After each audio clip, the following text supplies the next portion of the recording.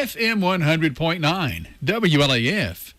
Hi, everyone. I just wanted to take just a moment and wish everyone a happy, healthy, and prosperous new year. This is Bill Thompson with Sleep in Heavenly Peace. We were so blessed in 2019 with the community support we received through the donations of time, by volunteering, financially, and especially the bedding that was supplied as far as pillows, quilts, twin sheets, and those type items. Got to also remember those that added us to their prayer list. That meant so much. We were able to take and get over 60 kids off the floor into their own bed that didn't have a bed of their own, and we're truly blessed by being able to do that with your support. We look forward to another good year in 2020 as we continue to try to reach our goal that no kid sleeps on the floor in our town. Thanks again. It's 20s all the way around at your locally owned and operated Family Fitness Center. Top Fitness. It's the 2020 $20 special. For 2020, simply sign a one-year contract and it's only $20 a month. Top Fitness also features men and women's basic self-defense classes. The cost is $10 per class or only $5 a class for Top Fitness members. Tan with Top Fitness. Tanning is even free with select membership packages. And there's always free Wi-Fi at Top Fitness. Join now by calling 423-352-6006. 352-6006. Top Fitness is your 24/7, 365 family fitness center. Top Fitness in the Whiteway Plaza in La Follette. Tax not included. Certain restrictions apply.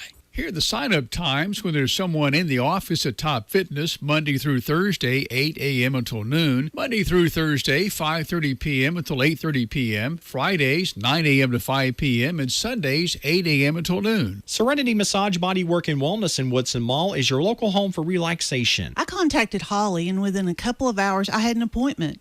I usually go to Knoxville, where I have an existing membership, but I needed a massage that morning. I truly believe Holly has a gift. She is one of the best out there. There's no need to go to Knoxville anymore. I highly recommend the hot stones for sinus pressure. Holly even relieved my kidney stone pain today with reflexology. Call Holly for an appointment right now at 423-592-0401. 592-0401. Serenity Massage Body Work and Wellness, Suite C10 in the Woodson Mall. My name is Joey St. John from Common Ground Coffee Shop in downtown La Follette, 119 East Central Avenue. Well, just look for the crowd, I guess, huh? And the great aroma? The great aroma. Our coffee is wonderful. We have great coffee, great Wi-Fi, and clean restrooms. Okay, what time are your hours here? Tuesday through Saturday, 7 a.m. to 7 p.m. Common Ground? We are located in the heart of La Follette at traffic light number 8. Surprise someone special in your world with a Common Ground Coffee Shop gift card. We sing happy birthday to you. It's the Fazoli's Birthday and Anniversary Club. And may all your dreams come true. Happy, happy birthday. Okay, Big Josh, who's celebrating today?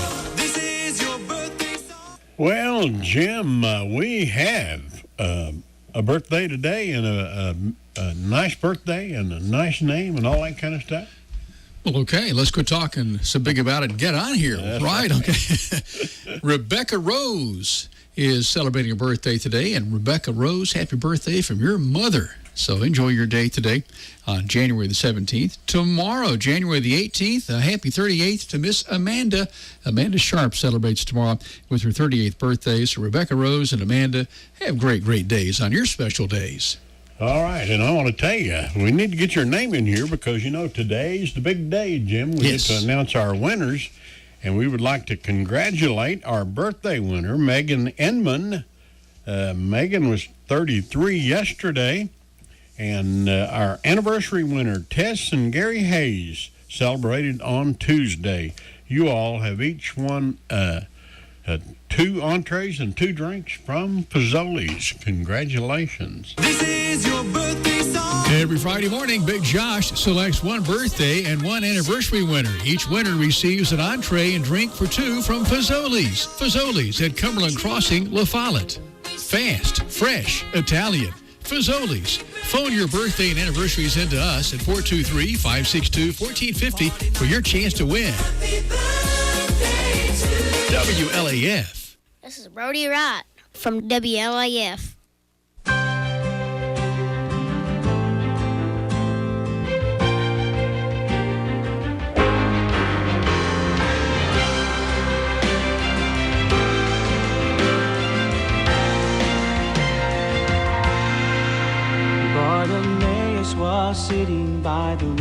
side begging, his hands were extended in need.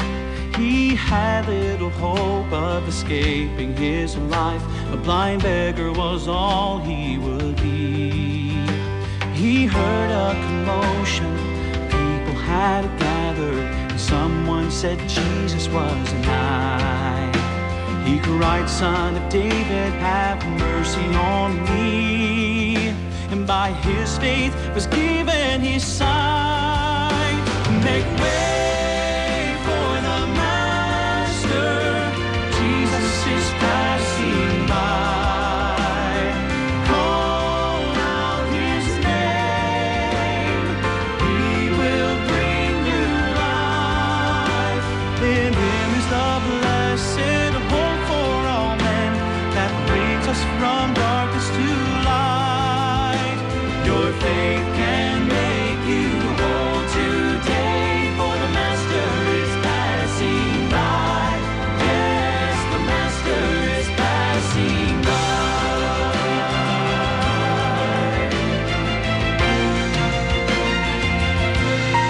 I had wandered in darkness like a blind man begging, search for a glimpse of the light.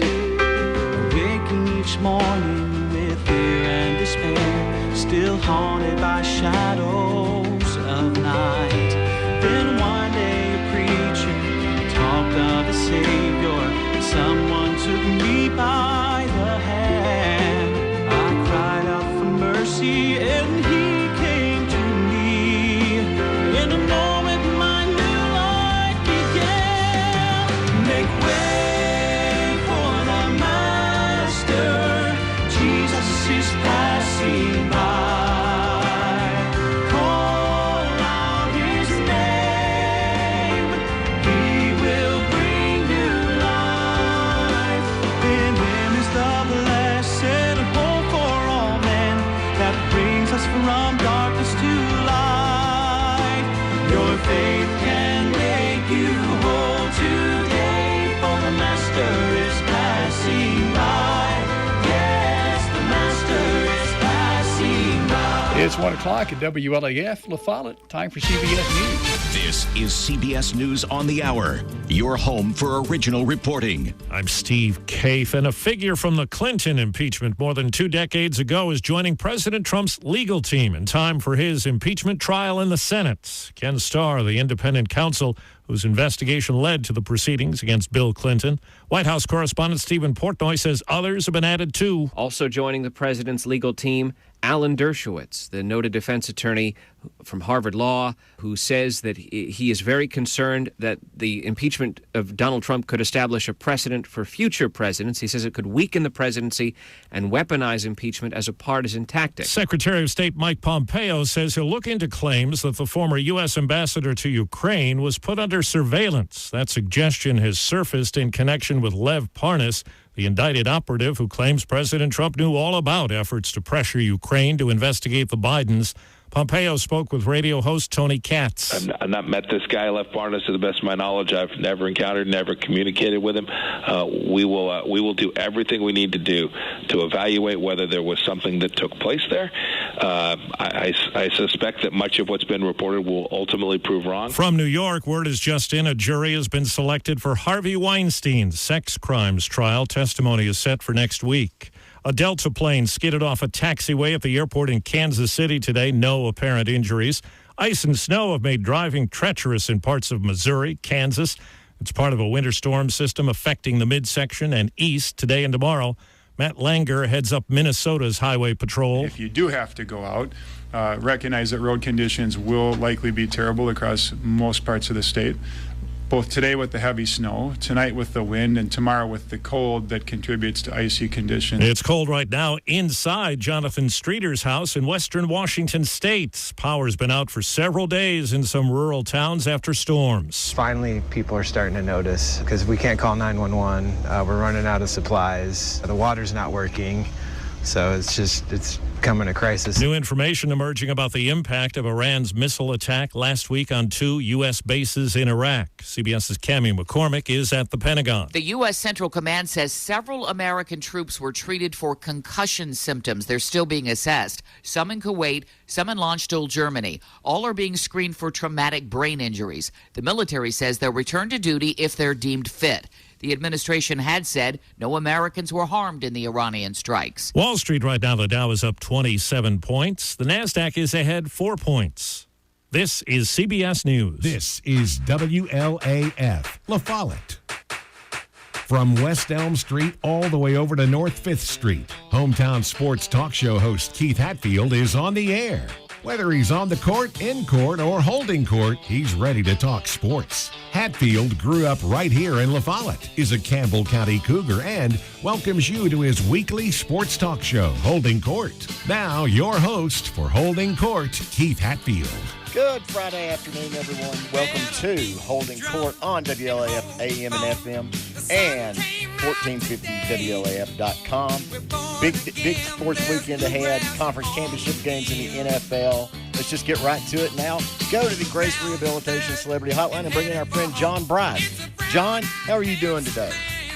I'm great, Keith. Thanks for having me back on, and I think it's the first time we visited this year, so Happy New Year, my friend. Oh, Happy New Year to you, my friend. First question, just to get into something, honestly, that I look at, before we get into the Tennessee end of things, did you ever think you would use the term Ed Orgeron, national championship head coach?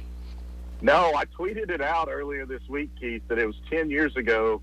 And I wasn't joking. Maybe people thought I was. But it was literally 10 years ago. I was watching cases of Red Bull being wheeled into the complex for Ed Orgeron and then being wheeled out after he left. And it was part of his contract. Ed Orgeron, this is not a lie. This is not an embellishment. Ed Orgeron had in his contract with Tennessee, he would get his Red Bulls delivered by the caseload to the Neyland Thompson Sports Center. And Monty Kiffin had cases of double mint gum that he had delivered because he went through so much gum every single day. So there you go. 10 years ago at this time, they were trying to pack up all the gum and pack up all the Red Bull because they had packed up and gone to Beverly Hills. Not to belabor the Orgeron thing, but I did have one more thing to run by you on that, John. If he does an autobiography, he has to do the audio book himself, doesn't he?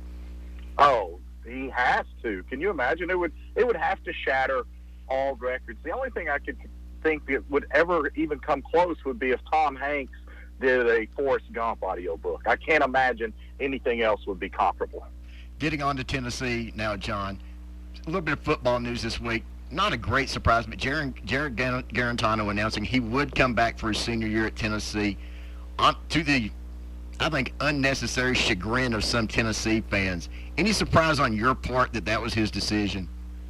I am a little bit surprised by that, Keith. I know from earlier this week I was at the coaches convention in Nashville, and just from having talked to a number of coaches across at least 4 different conferences since December, there was a prevailing sentiment that people thought that Garantano would be on the transfer market, especially as a graduate guy with a full year to play, and especially as crowded as Tennessee's quarterback's room is right now, and the fact that, yes, he led a very stirring comeback in the bowl game win against Indiana, but he also was benched at one point during that game. So I think there was a lot of surprise, but I think that Jared Garantano has shown a mental toughness throughout all of this, but especially this year, that very few Tennessee athletes, I think, have been able to show in recent years. Just really remarkable intestinal fortitude to block out the noise. That doesn't mean he's always played well, but he's never really outwardly let that very, very harsh criticism show.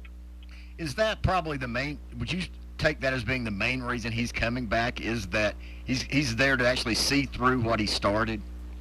Yeah, I think so. I mean, this is a very proud individual and a very proud family that committed to Tennessee when Ohio State, among others, was in the picture, committed to a coaching staff that made some promises about that freshman year that obviously didn't come to fruition, and then stayed through the staff turnover and stayed through some remarkable growing pains. And yeah, now maybe it would be different if Trey Smith had elected to go pro. Maybe that would have been a signal for Jared Garantano that it was okay to leave or that he wasn't quite leaving the same situation if he decided to go explore the graduate transfer market. I think, speaking of the graduate transfer market, I believe Vanderbilt's Deuce Wallace, a local kid there from East Tennessee, went into the transfer portal today. So it's happening everywhere. It's happening more than ever.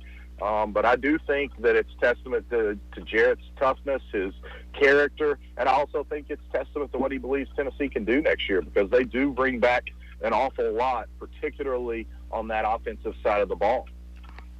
Some early top 25s coming out. Any surprise to see Tennessee somewhere in that 20 to 25 range, which seems to be at least somewhat of a consensus? I think that's very fair, Keith. I'll be honest with you. I was pretty surprised that Tennessee didn't get more than, I believe, 8 votes or something in the final, or 8 points in the final AP Top 25 poll for the season. There were very few teams that closed the football season, the 2019-2020 season, any more impressively than what Tennessee did. And they had chances to take control of that Indiana game and not have to sweat it out the way that they did. But you cannot deny what Tennessee did, coming back from that just absolutely abysmal start to finish with all those wins in a row and finish with a winning season and do the things that Tennessee did. Just a really impressive year. And, yeah, I think the Vols should be preseason top 25 with all they return, especially with Jarrett Garantano back and with Trey Smith back and with more talent in that quarterback room. And I think Tennessee's going to have a chance to make a heck of a statement very early in the season at Oklahoma. And I think it's a game that Tennessee's physicality, I know we're talking 9 months away, Keith. I love the matchup for Tennessee in that game right now. And certainly, having seen what LSU was able to do, I mean, LSU's certainly a different animal this year. But with the offensive line Tennessee will bring out there next year, it's not hard to foresee Tennessee being able to at least have good success on the ground against Oklahoma. Yeah, I'm telling you, I think Tennessee will be able to shrink that game and keep Oklahoma's defense on the field. I think everybody's watching to see if Oklahoma gets De'Aaron King, and that would be a good get for Oklahoma at the quarterback position and continue their recent trend. But it also will not gloss over the fact that De'Aaron King isn't Jalen Hurts or Kyler Murray or Baker Mayfield, and that Oklahoma got exposed in an awful lot of ways against LSU, and at other times during the season, I think Baylor slowed Oklahoma down and played with a physicality that Oklahoma wasn't really comfortable with. So I think that's a chance to set up for one of those potentially ahead of the curve defining contests for Jeremy Pruitt in Tennessee. Jumping over to basketball, in all honesty, tomorrow's game down in Nashville, if Tennessee holds out any hope of making the NCAA tournament, that's a must-win game, isn't it, John? Oh, you're stealing my thunder there, Keith. I was going to say exactly that. Where Tennessee is right now, as a program in this particular season, and with the roster limitations that the Vols do have, they've got a split in these weeks where it's like this, where they've got 2 games that you don't necessarily pencil them in as losses when you start the week out, but you know you're going to have your work cut out for you, and you just hope to split. And if you can keep hoping to split with the schedule that Tennessee has played, with the way that Tennessee has played in recent years, and the fact that Barnes' teams tend to play their best ball later into January and throughout the month of February, then, yeah, I think Tennessee absolutely has to find a way to win. Does the fact debilitating for the second straight year, does it kind of appear, John, that Tennessee catches a bad break in the schedule being backloaded this year, and that they might have absorbed some losses earlier, breaking people in, but now with the schedule being backloaded, they've got to play the Kentuckys and Auburns late after they get Vescovi and Plamsic up to speed. Yeah, I think that I firmly believe that Tennessee will be playing better ball 2 weeks from now than what it's playing right now, and should be playing better ball throughout the month of February. I do think that is beneficial for the Vols, because they're still growing together. It's not just about the acclimation of Uros and Vescovi, but it's also about those guys acclimating to the game, and then the team learning to play together with one another and play without Lamonte Turner. So I do think that that's a little bit better situation for Tennessee with the way things are shaping up and with the way this team should be improving down the stretch. Is there any logical explanation or any defense of the NCAA that it took that long to clear a player that transferred back last summer? No, there's not.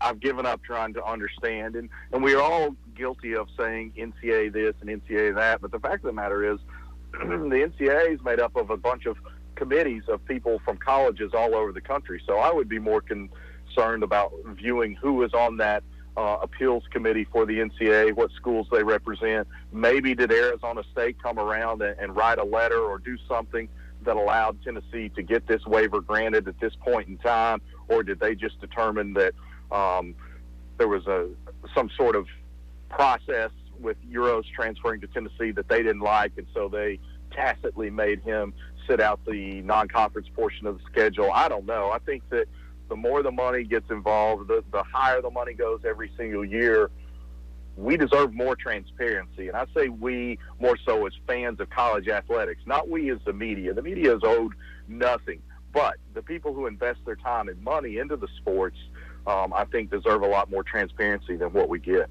Well, I think that's what upsets most people, John, is it appears to be some sort of star chamber proceeding in that we have no idea what's different a week ago than what was going on in November. Right, yeah. I mean, that's my point exactly. Why this stuff is not national security. It should not be treated as national security. It should be treated with an element of transparency, and not just so that Tennessee fans feel like they're getting an answer or whatever, but so that players who are going through the same thing that Euros has gone through have a better idea of what to expect. When you talk to people close to the program, they felt all summer long and all throughout the fall that he was going to get his eligibility immediately. And I don't care who you are. If you're a 21-year-old international player or you're a 41-year-old trying to make a career move, when you think about something and you believe one thing is going to happen and it doesn't, and you cannot understand or you're not told reasons why it doesn't happen, it's incredibly difficult to cope with. And looking at that, to put it almost in a legal context, John, wouldn't it be better if the process were more transparent and you would have precedent so someone could say, if I transfer, this is what I can expect? Yeah, I mean, that was the point I was just trying to make, and maybe I did a lousy job of it, but that's what I'm saying. Like, not just for the sake of Euros or whomever, whatever transfer you want to pick this year, make it for the sake of the guys that are coming after him or the ladies that are coming after him, so that they know. Just like the former Lady Vol that's up at UConn, let her know why she isn't getting to play or is getting to play, and let there be a precedent so that people go into it more understanding. And if you start with some transparency, it's never too late for transparency. So if you start with it now, maybe you save everybody some headaches down the road. Maybe you save everybody some legal fees down the road. Eventually, is probably the easiest answer to this, John, simply to say everybody gets one free transfer with immediate eligibility?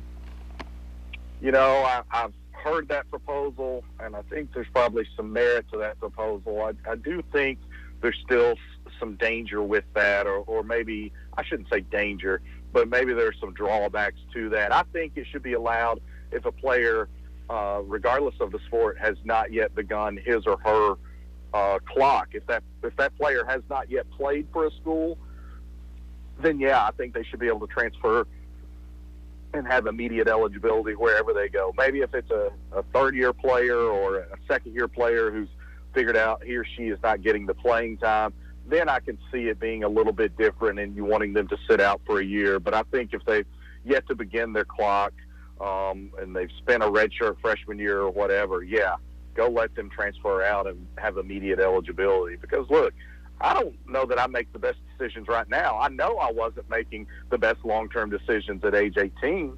So I think there needs to be a more human element and a more compassionate element to this, especially when we continue to see just today changes to the University of Georgia football coaching staff. And these coaches are not sitting out anything, and they're supposed to be the adults in the room. Well, and certainly I think the one thing we would probably both agree on is if there is a head coaching change, it should be fair game for anyone who wants to leave.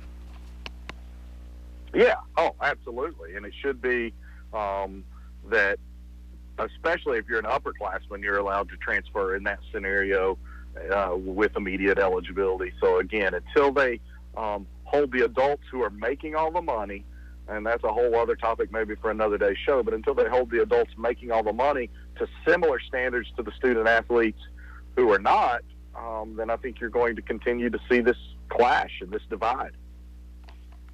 Looking around the SEC, John, is the league as jumbled as it appears to be to me? I think so. I think it's not just the league. I think it's all of college basketball. I don't think that there's a great team this year. I don't know who I would even remotely pencil into a Final Four at this point in time. Maybe you have Gonzaga there early just because you think they're going to go ahead and roll and have a good bracket set up and be a number one seed and all of that. But I don't know how you look at the field of college basketball right now and remotely determine who you think is going to be in your Final Four or your Elite Eight. And I just think that the SEC, the ACC, they're all microcosms of that. I do think Florida State is a really good team, and Tennessee lost that game early in the year, really lost that game in the first 10 minutes of the contest, in my opinion.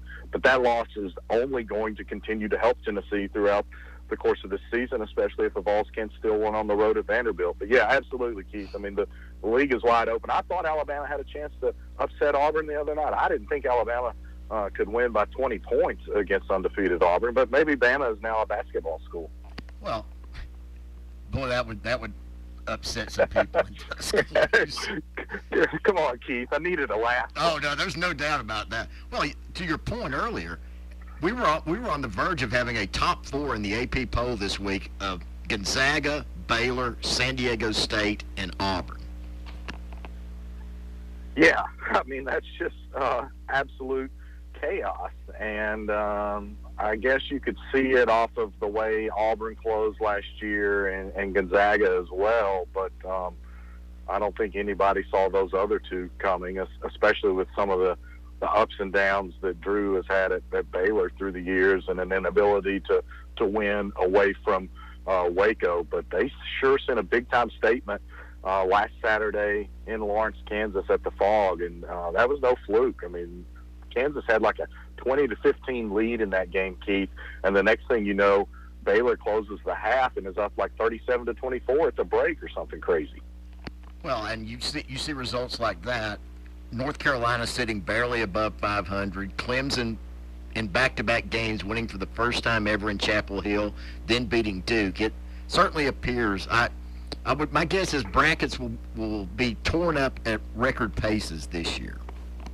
Yeah, and I think this will be the year that you maybe have more teams than ever before ticked off on Selection Sunday, because I think the line is going to be so fine between those teams from 40 through 68 that the next 16 teams all the way up to 84 or 90, whatever, I think there are going to be a lot of teams right there that absolutely you could argue and say, well, this team deserves to be in over that 9 seed, or that team's resume is better than that 11 seed's resume. I think this year maybe sets up, right now, we're midway through January, but I think right here, a little more than midway through January, it's setting up to be the most difficult bracket to formulate for the NCAA selection committee in maybe 20 years. John, as always, appreciate you taking some time out of a busy schedule to come talk to us. Tell everybody where they can find you.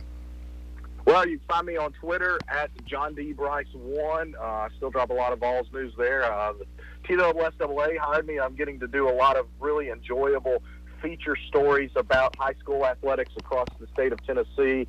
All those items run on TSSAA.org. I'm doing some Notre Dame and Ohio State coverage and keeping up with Vols stuff. I will drop this on the Vols. I do believe that for those folks who like to plan in advance, the orange and white game, and my understanding, will be April 18th. So for those folks still fired up for my Super Bowl victory, well, there you go. Happy birthday right now. I'll tell you, since I told you Happy New Year late, I'll tell you Happy birthday early. Perfect, John. April 18th, the orange and white game, folks. John, take care, Keith. Have a great one, my friend. That is John Bryce on the Grace Rehab Celebrity Hotline. Back.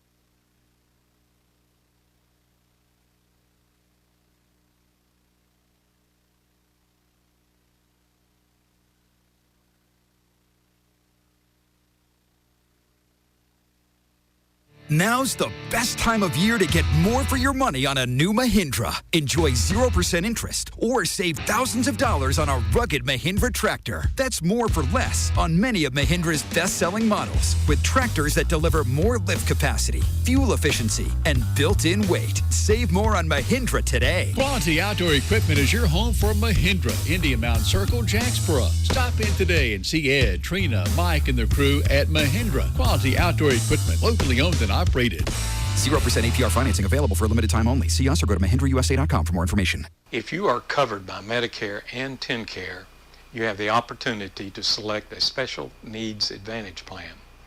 These plans have zero premium, no copays for doctor or hospital visits, and the lowest cost drug copays.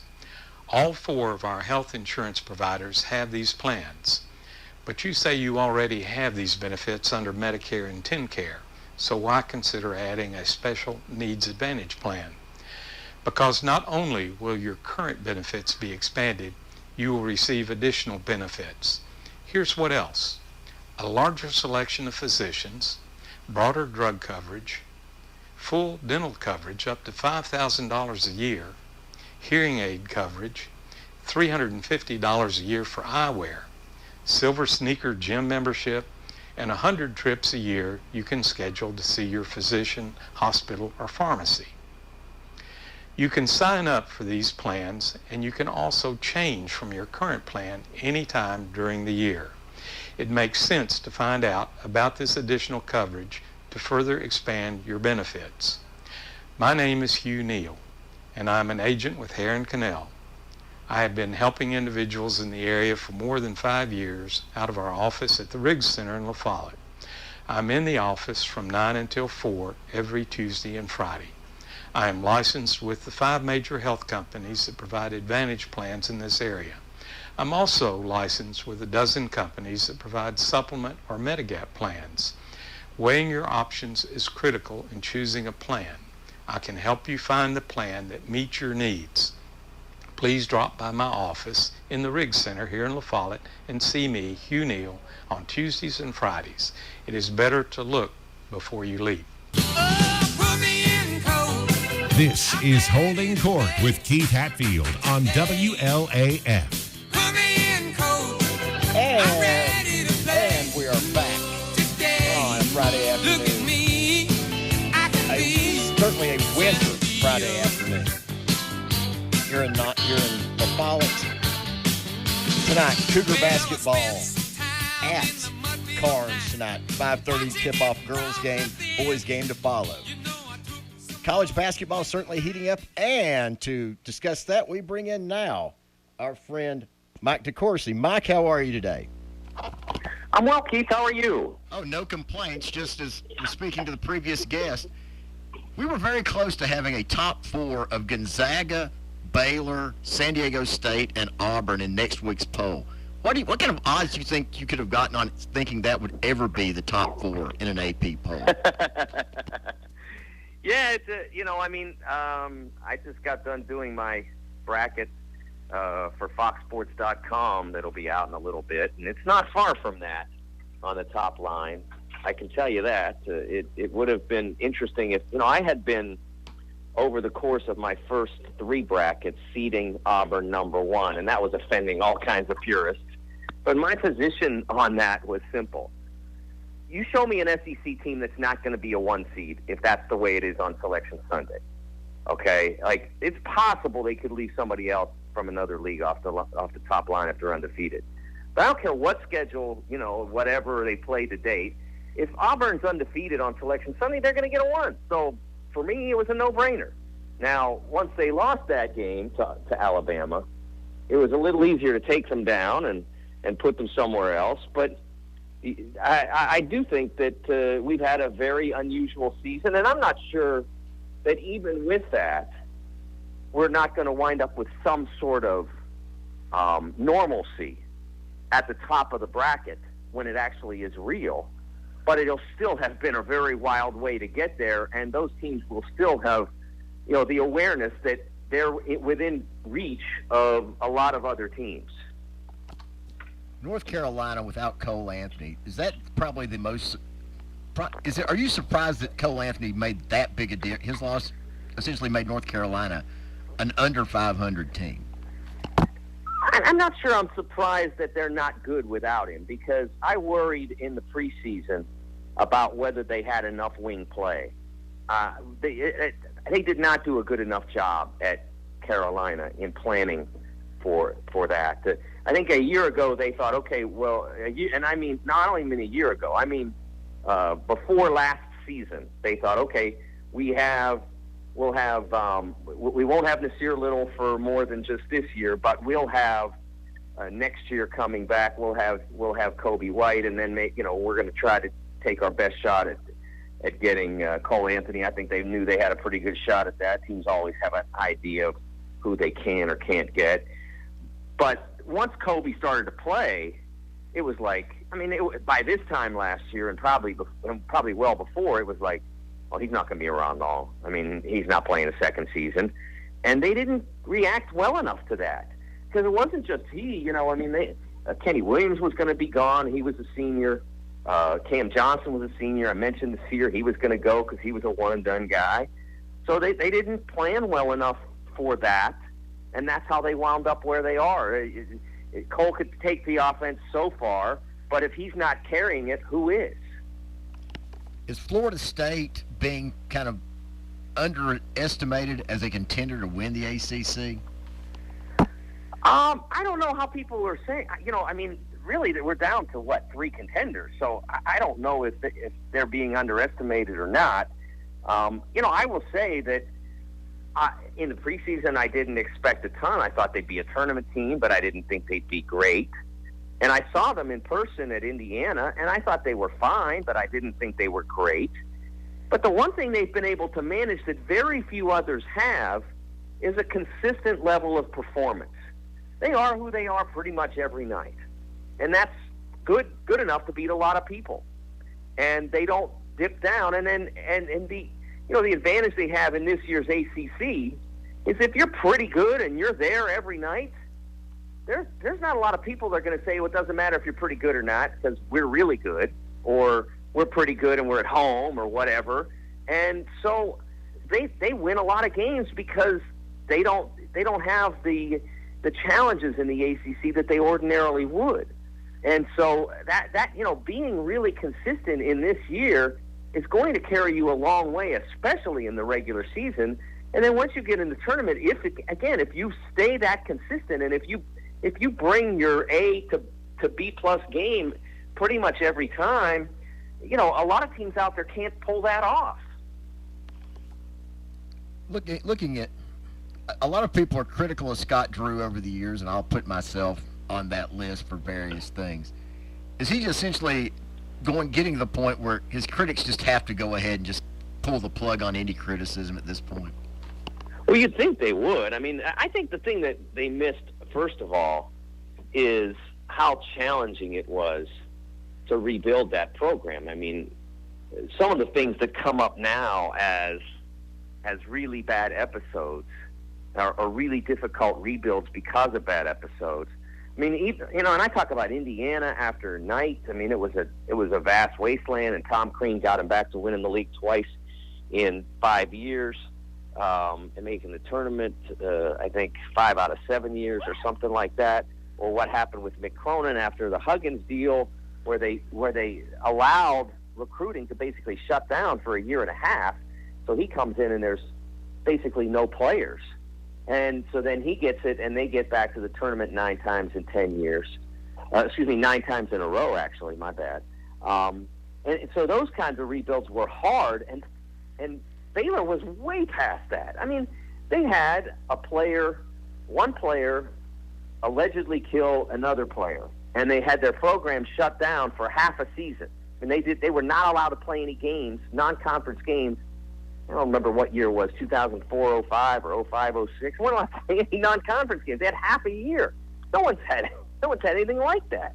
And yet from that, by 2010, he's making the Elite Eight, and 2000, I believe he made 2 in a row, 10 2 out of 3 years, 10 and 12. And people are still critical of him, and I didn't understand that. I mean, he may be, there may be weaknesses in his game, he may not be the greatest tactician or the greatest this or the greatest that, but he's really good at something, because you don't get out of a hole like that without being really good at something. Mike, you came to mind last night as I was watching the Memphis-Cincinnati game. At some point, while Requiem for the Big East was a brilliant documentary, doesn't someone have to do a Requiem for the old great Midwest, original CUSA? Well, I would be the person to do that. I was there. That's what I meant. That's what I meant. Heart of that. Yeah, absolutely. It was a really cool league. It was. There was a lot to be said for it. Marquette and St. Louis back in the Spoon Hour days, and DePaul. DePaul at that point, their fans thought, they had to get rid of Joey Meyer because we're better than this, and they've never been that good again. It was a great league. It really was. And I still remember one of my really sort of seared in memories of that was when Jim O'Brien, the Jim O'Brien who went to the NBA and was a really successful coach, was the head coach at Dayton, and they won 10 games in 2 years. At 4 1 year, 6 the next, and so Dayton moves to fire him, and he goes into the press conference, and I can't remember whether it was announced ahead of time or whether he kind of knew it was coming, and he was so defiant, but they won 10 games in 2 years, and in the end he's probably right, because he was a good enough coach to coach in the NBA and beat. I think they made the Eastern Conference Final with him in Boston one year. So he was probably right. He was a good enough coach, but it just wasn't working where he was. How has the Pac-12 fallen to the level it's fallen to? Wow, there's a lot that goes into that, and part of it has been that it starts with what happened at UCLA. First, the fan base turning on Ben Howland at a time when things weren't that far. They were just not shining, but they weren't broken. They just needed polished, and instead they moved against him and they pushed him out, and so then they hired Steve Alford, and it was a disaster. I mean, I was there last year when Cincinnati played UCLA mid-December-ish at the Fifth Third Arena. I was there, and this is what happened. Cincinnati just absolutely blew them off the court. And with 11 minutes left in the game, in order to not embarrass Steve more than they already were going to be, because they did him the favor of coming across the country to play them, Cincinnati's coach, Mick Cronin, had his guys run 25 seconds off the shot clock every single trip. And they still scored like 95.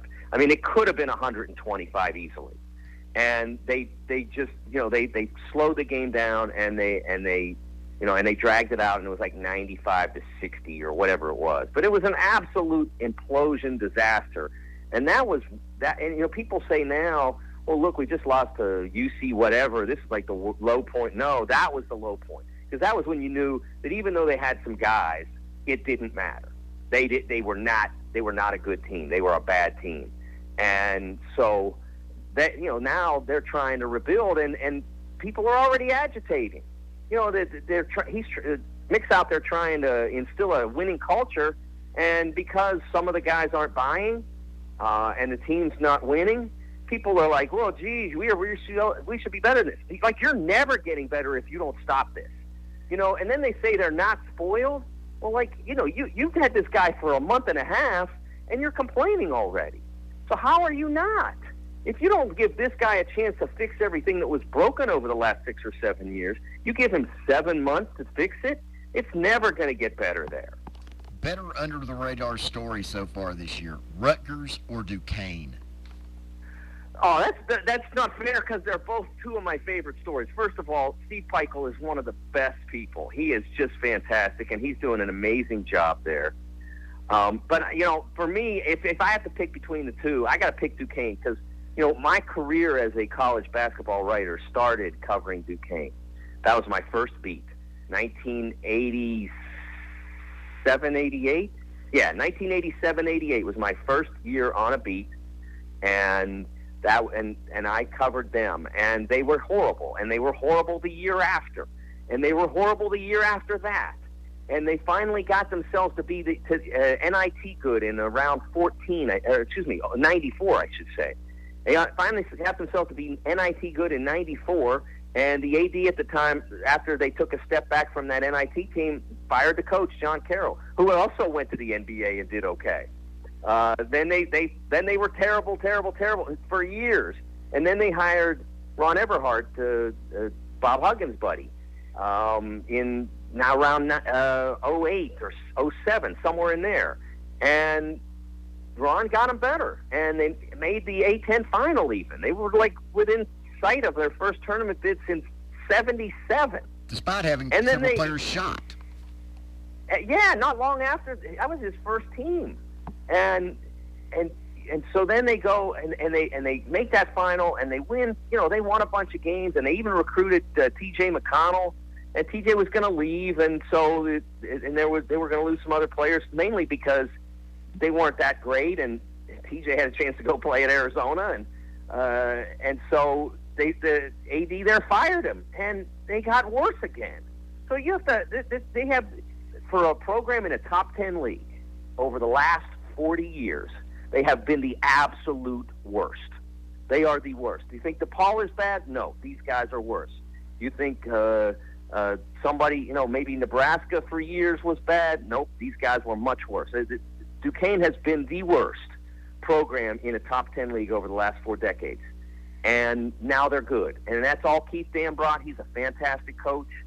And, I was having a sort of a texting battle with a friend of mine who's in the business, saying, I don't care about all these wins and wins and how few losses and this and that, because they didn't play anybody. I'm like, no, you don't get to say that with Duquesne. They are nobody, or were. They were nobody for 40 years, and now they're somebody. You can't knock them down because of who they didn't play. And the guy says, well, they won't get in the tournament. It's not about that. Like, if they win, in order to make the tournament, they're probably going to have to go, 16-2 in the A-10, or maybe 15-3, and maybe that's not even good enough. But it doesn't matter, because they're not that Duquesne anymore. The job Eric Musselman has done in a short time at Arkansas, and I've got to think it will be really fun to see Bud Walton Arena back at full throat tomorrow with Kentucky in town. Yes, sir. What's interesting is, because of the way they play, it's all, I was talking with Tom Leach on his show today. I appear every week there, and I mentioned about Bud being completely full, and I said, oh yeah, well, you guys have never, your guys have never had to deal with the half a Bud, so it won't be that much different. But for a lot of people going in there, it's now a trap again. It's now, it's a crucible again, and for a long time, it really wasn't. I mean, occasionally, like I said, with Kentucky coming in or whatever, you could get that place going. But I went there in the 94-95 season when I was covering Memphis. And of course, Memphis being right across the river, and that was a pretty good era for the Razorbacks. If you remember, a guy named Corliss Williamson was there then, and Scotty Thurman. Pretty fair coach. The place was, yes, and Nolan, yes. And the place was rocking, and it was one of my favorite environments ever for a home court, and I know they lost that for a while. I'm really excited they've gotten it back. Eric's doing an amazing job, because there are serious deficiencies in their lineup. Just what he was left with. He doesn't have an enormous front court. Daniel Gafford naturally and rightfully went pro, and so they don't have a lot there, so they disguise it really well with their three-point attack and with the hounding perimeter defense they play. He's doing a wonderful job. Certainly would be, if this continues, one of my leading candidates for National Coach of the Year, not just because he came into a situation that was not super successful and made it really successful, but because of how inventive he's had to be to make it that way. Mike, as always, appreciate you taking some time out of a busy schedule to talk with us. Enjoy Chicago, and tell everybody where they can find you. Yes, you can find me so many places now, but at TSN Mike on Twitter, and there you will find my work for foxsportingnews.com, which I write many articles a week on that, including one recently I wrote about the Odell Beckham Jr. fiasco. You also can find me on foxsports.com with my bracket picks, which come out every Monday and Friday, as well as on Fox pre and FS1 pre and post game shows talking about the brackets during the week. And then on Big Ten Network, if you have access to that, DirecTV, we're on there, etc. And I'm on every weekend on the studio on Saturday and studio and our weekly show, Big Ten Basketball and Beyond, Sunday nights. Mike, always a pleasure. Have a great weekend. Thanks, Keith. All right. That is Mike DeCourcy. Back after this. 3, 2, 1. Happy New Game! Now you can enjoy the new year with more games, more chances to win, and even more fun from the Tennessee Lottery. And you can play any way you like. Play quick and win big with instant games. Or try drawing-style games that pack a big money punch. So don't drop the ball. Make a resolution to put a little more cash and a whole lot of fun in your pocket today with the Tennessee Lottery. Game-changing fun. Please play responsibly. Extra! Extra! Read all about it, folks. Feast your eyes on the most fascinating thing you've ever seen. The new special edition Jumbo Bucks. That's right. Extra! Extra! Hot off the press, these special edition Jumbo Bucks games are loaded with prizes and sweeping the state. Hurry! Get them while you can! I'll take one. Hot off the press, special edition Jumbo Bucks instant games, only from the Tennessee Lottery. Game-changing fun. Please play responsibly. Hi, this is Percy Schultz from Walk-In Bathtub. Of all the years I've been putting in bathtubs, from the people from the teens with paraplegic to the people up in their 90s, they've all told me the same thing. I want a better life for myself. I want to be able to get in and out of the bathtub without falling. I want to help my overall health with arthritis, sugar diabetes, your knees, your legs, your back, all of that stuff that they're concerned about. I want to give myself a bath. I don't want somebody to give myself a bath. I want my independence. I want to be able to stay at home. I want to be able to take care of myself. I want to be with my family, and I want to be in my home. That's why that I want to buy a walk-in bathtub.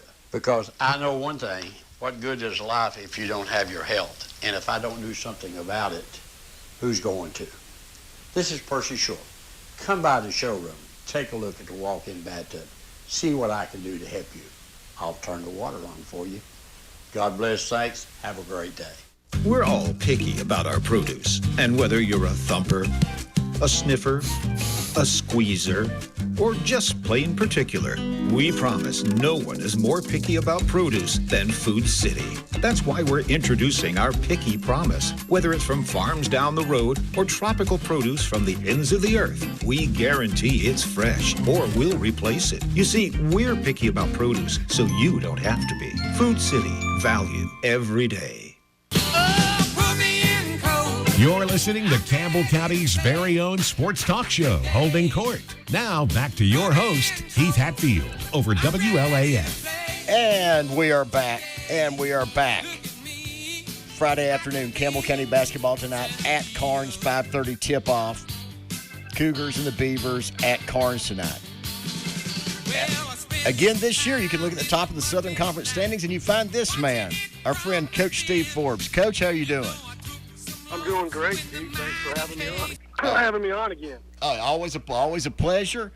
The SoCon, tough as usual, but as it has been pretty much every year in your tenure, the Bucks right in the middle of it.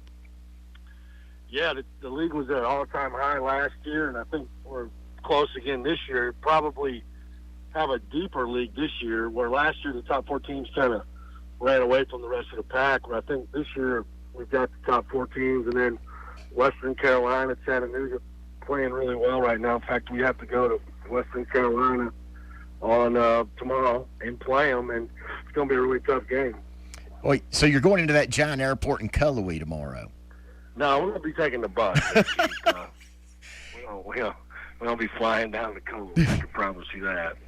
I'm not really sure where you would fly into to get to Cullowhee, to be perfect. Oh, you fly to Asheville. It's not that far from Asheville. That wouldn't be too bad. looking at your team right now, it's been one of the trademarks in your tenure at ETSU, an incredibly balanced team. Yeah. Is that something you look for? Because every year it seems that you're able to put together a 7, 8, 9, 10 deep rotation. Well, I just like guys to play together and share the ball. And, that doesn't mean we can't have somebody be a great scorer, but more often than not, especially I think at the level that we're at, you can get really good players and you can get them to share the ball. Don't necessarily have to rely on one or two players. And, we've had 7 different leading scorers this year. I don't probably imagine there's too many teams in the country that have had that. And it's a good feeling going to a game knowing that it could be anybody on the court that, could lead us in scoring and help us win the game.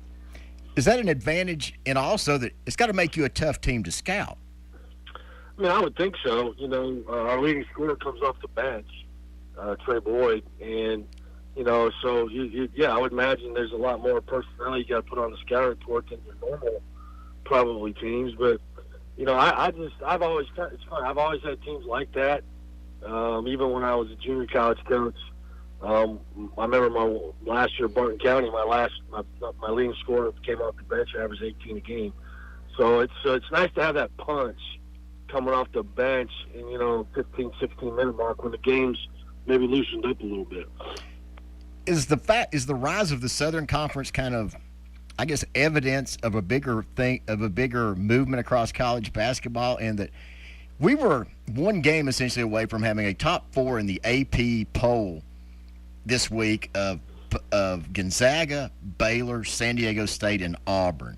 Yeah. Is there a sea change in that? Certainly, the Kentuckys are always going to be Kentucky. Duke's going to be Duke. But are we seeing the game become more, the playing field become at least more level in that way? Well, I think so. I think it's probably gone in that direction each and every year I've been in coaching. And I think some of it is that, the best players don't stay. They can leave after a year. And then I think kids understand they can go play wherever they want and still get the ball, win, and maybe get drafted. It doesn't necessarily have to be at the quote-unquote blue blood programs. And then when those kids sometimes do go there and they lose them, then the teams that are older have a better chance. And, I think older teams, like mid-major teams like our team or San Diego State or somebody like that, Gonzaga, has a better chance too because we're probably a little bit older than some of those other teams. Does the success of somebody in the NBA like Ja Morant kind of elevate that concept you're talking about?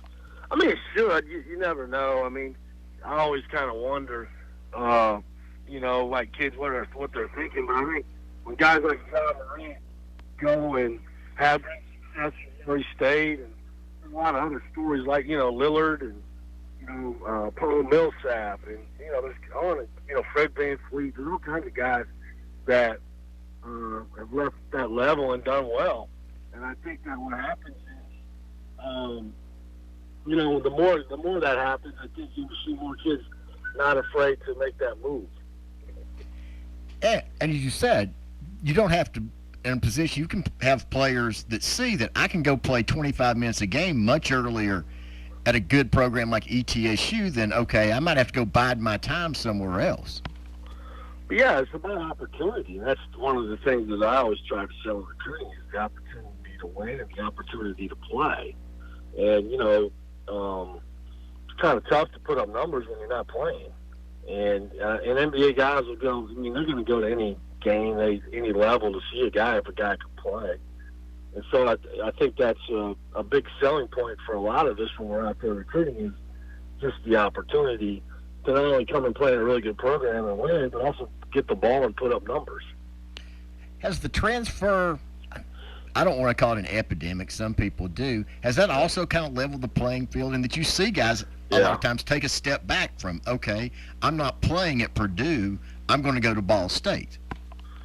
You do. I think there's a lot of that. But I also think there's sometimes the other way, and I think I always have to scratch my head when a lot of kids will go higher than where they were at, which makes no sense, But what happens is the high major guys need a stopgap. They need a they need to fill, complete their roster.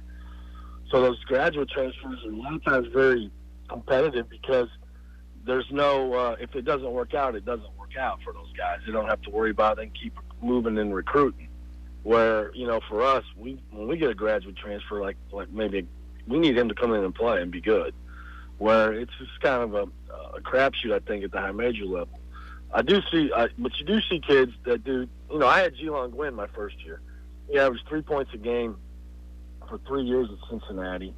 He averaged 19 for me. Now, that's a pretty dramatic change, but still, I mean, it was a great year. He scored more points in 1 year than he did in 3 years at Cincinnati. And so more stories like that help us get kids like that. Well, you're talking about the flow the other way from the mid-major up. I think Bruiser Flint would probably write a book about that. Yeah, he's lost some guys. Cleveland State. And there's a lot of guys that, Nick McDevitt, when he was at Asheville, he lost several guys. Scott Padgett here in our league has lost 3 or 4 guys, at the high major level. So it's an issue. I haven't had it happen yet. The guys transferred, up.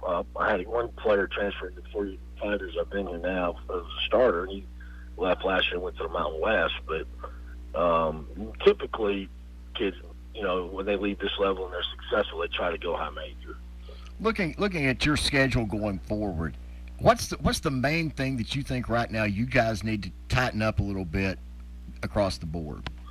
Well, it's funny. When we went home for Christmas, we had the 20, according to Ken Palm, I'm not a huge analytic guy, but I do look at it. We had the 25th best offense in the country, most efficient offense. We have not scored the ball well since we got back from Christmas. Now, we did Wednesday night, finally. It's not that we're not capable. We just haven't shot it well. And we've defended at a very high level, but we need to continue to score a ball, especially when we're on the road. And so I think just continuing to have continuity on offense and, not go through these games where, we beat Wofford the first game back and league play like 49-48. I mean, we need to be scoring. We were averaging almost 80 a game when we went home for Christmas, and we scored 80 the other night, and we got to continue on that path. Question that someone posed to me earlier this week that I wanted to run by you. Do we need to come up with a way to make college basketball officials full-time officials? Well, it'd be nice, but I think it's going to be hard. I mean, unless the NCAA is going to pay for it, I don't think we can afford to. We don't pay great anyway at our league, and so there's no way for those guys to have to work full time and do that, especially working at the level at our level. They don't make enough money, but it would probably help. It's a tough game to ref, especially when the ball doesn't go in the hole. And I don't know if people really understand that, but when the ball's not going in the hole, it's tough, man. It's tough on those refs because the game's it's a lot more physical. It's a lot more sloppy. There's a lot more rebounds, 50-50 balls, and there's collisions at the rim. And, it's a tough game to officiate, and so I think they're out there trying. But if we had an opportunity to have full time, but I don't know how you would do that all over the country at every level. That would be at Division I. That'd be tough. It'd be tough to do, but it would probably help. A lot of emphasis a couple of years ago on freedom of movement, and the officials, they were told to, clean up the post play, clean up the hand checking. How well do you think that initiative is taken? It's just kind of hit and miss. I mean, I'm going to be honest. I've talked to a lot of coaches recently that think the game has gotten a lot more physical again. And I think what happened was they felt like, J.D. Collins, who's the head officiating for the NCAA 2A, was at our game against Greensboro, and he asked me before the game what I thought about the three-point line. I said, well, I understand moving it back. You thought it was going to open up the court, but I don't know if it has because teams don't shoot it well, so why would you go out there? I think what you're finding now is teams maybe a little bit more compact, a little bit more go underneath ball screens, play underneath, and it's a little bit tougher to get to the rim in a lot of games because teams aren't shooting it well. So until the players kind of catch up to it and shoot it at at a higher level, I'm not sure that freedom of movement with the line going back is going to be something that has worked out for them. And you never want to blame somebody for success, but isn't part of that probably the success that your pack line teams like Virginia have had?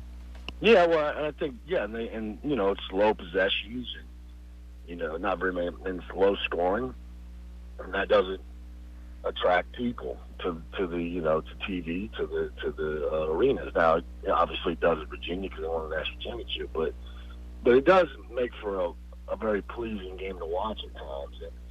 And I watched Memphis and Cincinnati last night. They had a hard time scoring. Both teams they couldn't. They were both guarding really hard, but they couldn't. They were turning it over. They couldn't finish at the rim. They weren't making threes, and it made it hard. It made it hard for both teams. Is it a skill development issue, Coach? Maybe. It's time. Especially the length. I didn't notice it much with my team until after Christmas. We were shooting 37% from three as a team going into Christmas. It's pretty darn good, And then we've dropped off too. And so, I think probably skill development and repetitions. Getting in there and getting comfortable with the distance, because right now it doesn't look like across the nation that people are. Is part of it, too, that the NBA game always leaks down into the college game. It's become such a three-point intensive game. Do you have too many guys who really can't shoot it taking threes in college? I think so. I've talked to that with my staff about a couple of our guys about shutting them off. That they're just, we've given them the opportunity and they're not getting it done. And I tell our players all the time, the off season is about you and the season is about us. And so if you ain't going to help us win, then you ain't going to do it. And I think you're seeing some of that. And the mid-range shot, nobody wants to take it. It's either at the rim or three. I saw a stat or a graph somewhere today where it graphed the shots from 2000, 2010, then 2010, 2020, and there was hardly any mid-range shots in this last decade. I mean, there are some, but not as many. Kids are shooting that ball. The best mid-range jump shooter, I think, one of the best mid-range jump shooter I ever coached was Bobby Mays. He was really good at that shot when I was at Tennessee. He could really make that, but most kids can't. Well, it's kind of the phenomenon that my friend Kevin O'Neill once said, with a few other words added in, asking a couple of players, why do you always insist on doing what you can't do? Right. Well, it's a great question. Do what you're supposed to do when you're supposed to do it, to the best of your ability. And we talk about that all the time. And, play to your strengths and stay away from your weaknesses. But, see, most people don't know they know what their weaknesses are. They just don't want to look in the mirror. And I think that's what coaching is getting your players to play the right way, or not the right way, I should say, but just play to their strengths and stay away from their weaknesses. And, like you said, I think there's a lot. The one thing that is probably done, too, is it's taken away maybe, and like in our league, there's a lot of bigs that can shoot threes. And I would imagine across the country, if you went and looked at it, there's probably not as many big guys making threes this year as there was last year. Is that you think a trend, or is that just a 1 year, or was last year an aberration? No, I think this year. I think it's just this year's the line went back, and everybody's got to adjust to it. It's going to take a little time. I think like I said, I think getting in the gym and more reps, and, guys just getting more comfortable shooting it every day. It should go up. I can't imagine that it would. That over time it'll go back up.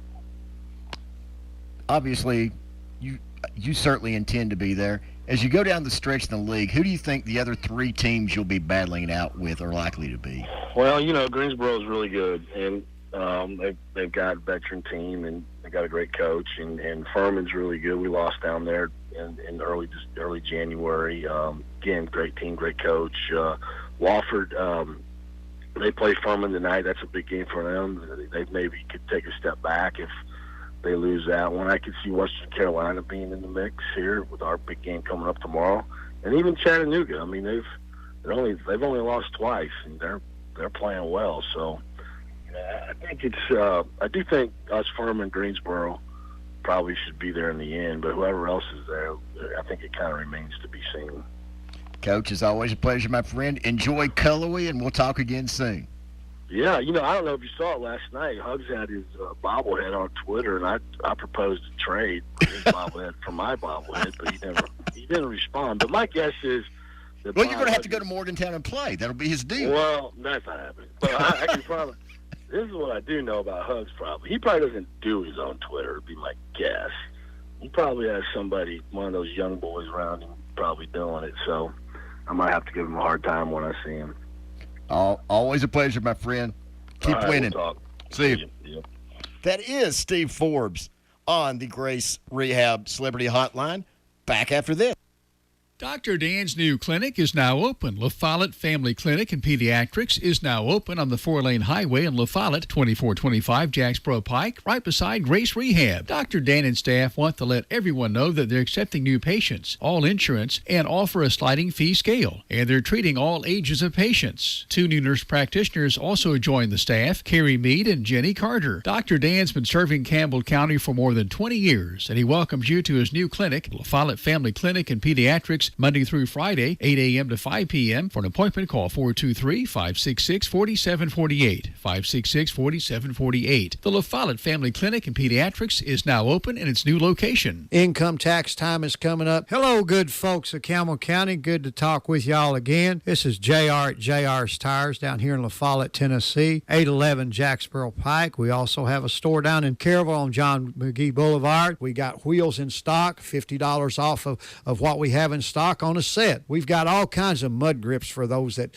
go into the mountain area that needs just a little bite, or the farmer today. We've got 235-15 mud and snows for $125, 31-10-50s for $135, 265-75-16s for $150, 265-70-17 for $150. This is Jaylynn at JR's Tires. Papa actually forgot to mention about our cars down here. We have some four-wheel drive vehicles that you need to come check out, and we have some great deals on some low-profile cars that you need to come check out today. Come see me, Jaylynn Kitts, at 811 Jacksboro Pike, JR's Tires of La Follette. It's 20s all the way around at your locally owned and operated family fitness center. Top Fitness. It's the 2020 $20 special. For 2020, simply sign a 1-year contract and it's only $20 a month. Top Fitness also features men and women's basic self-defense classes. The cost is $10 per class or only $5 a class for Top Fitness members. Tan with Top Fitness. Tanning is even free with select membership packages. And there's always free Wi-Fi at Top Fitness. Join now by calling 423-352-6006. 352-6006.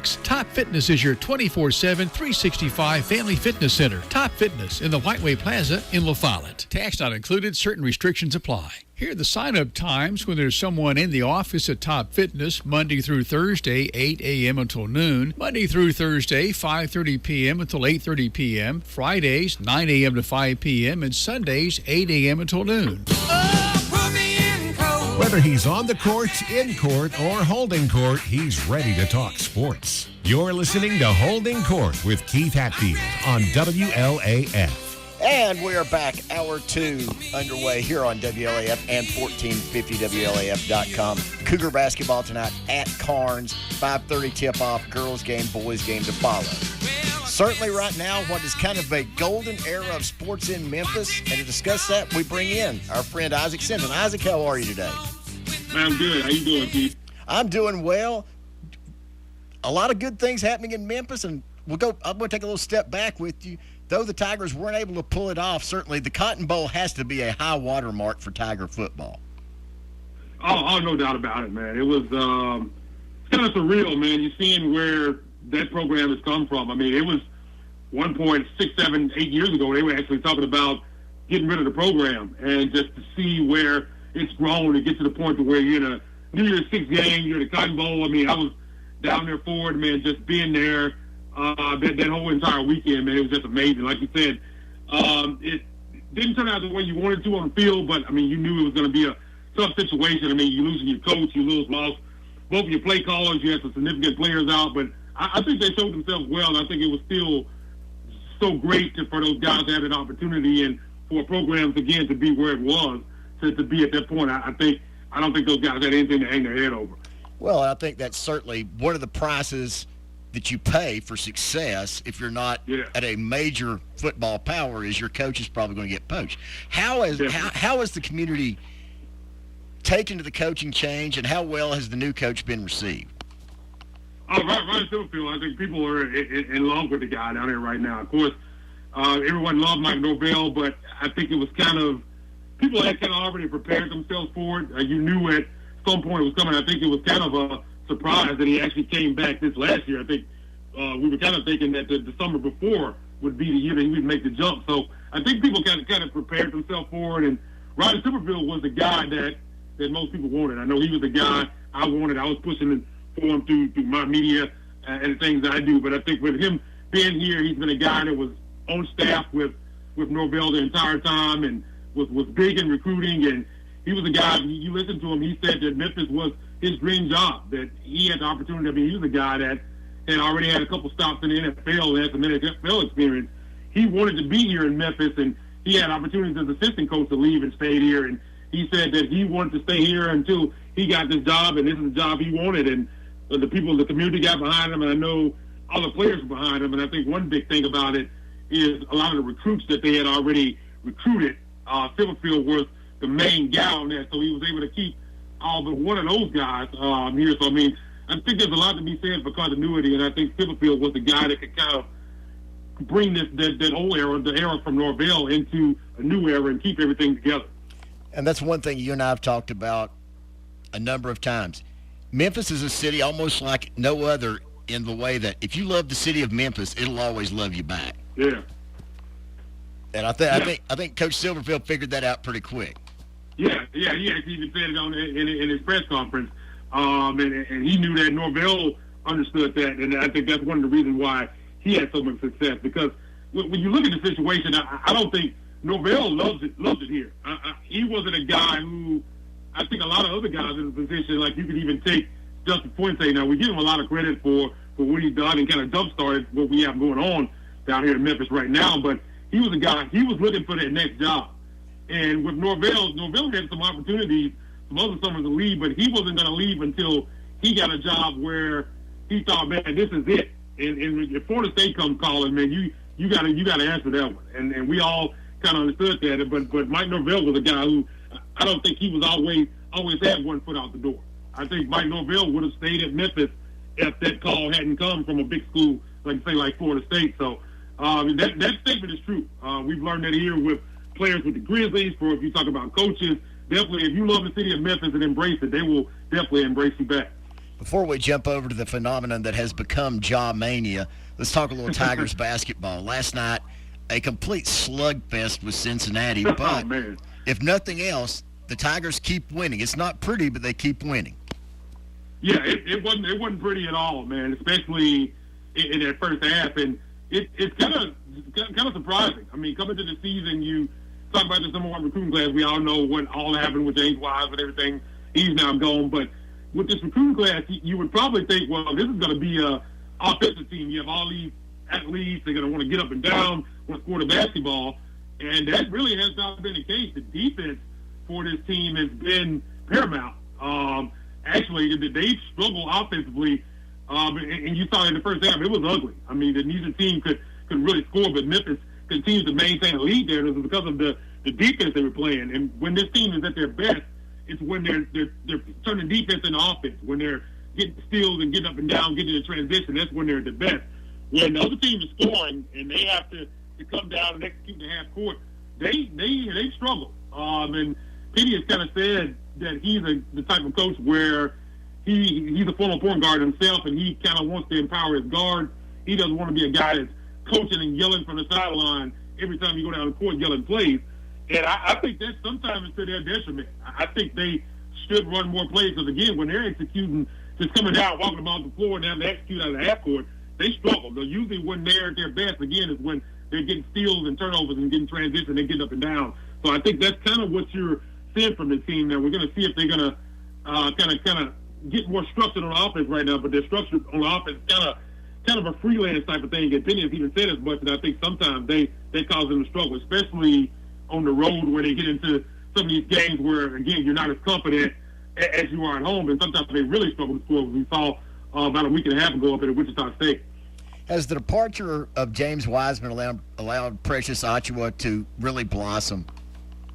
Yeah, I mean, he's really benefited from that. Coming into the season, Precious had always in high school, we saw you see the body. Like they always say the old saying, well, he looks the part getting off the bus. He definitely looks the part there. People were saying he's this lottery pick possibility, and the question with Precious was always, was it just him being more athletic than guys? Could he really turn it into production on the floor? And early in the season, some of those questions were kind of still out there, but once it was figured out James Wiseman wouldn't return, it really, like, Precious is really coming to his own, and he looks like a guy that should go top 10 in the NBA draft. I mean, he's a physical freak. I mean, on a defensive end, I mean, he's just insane with the way he can block shots, help side.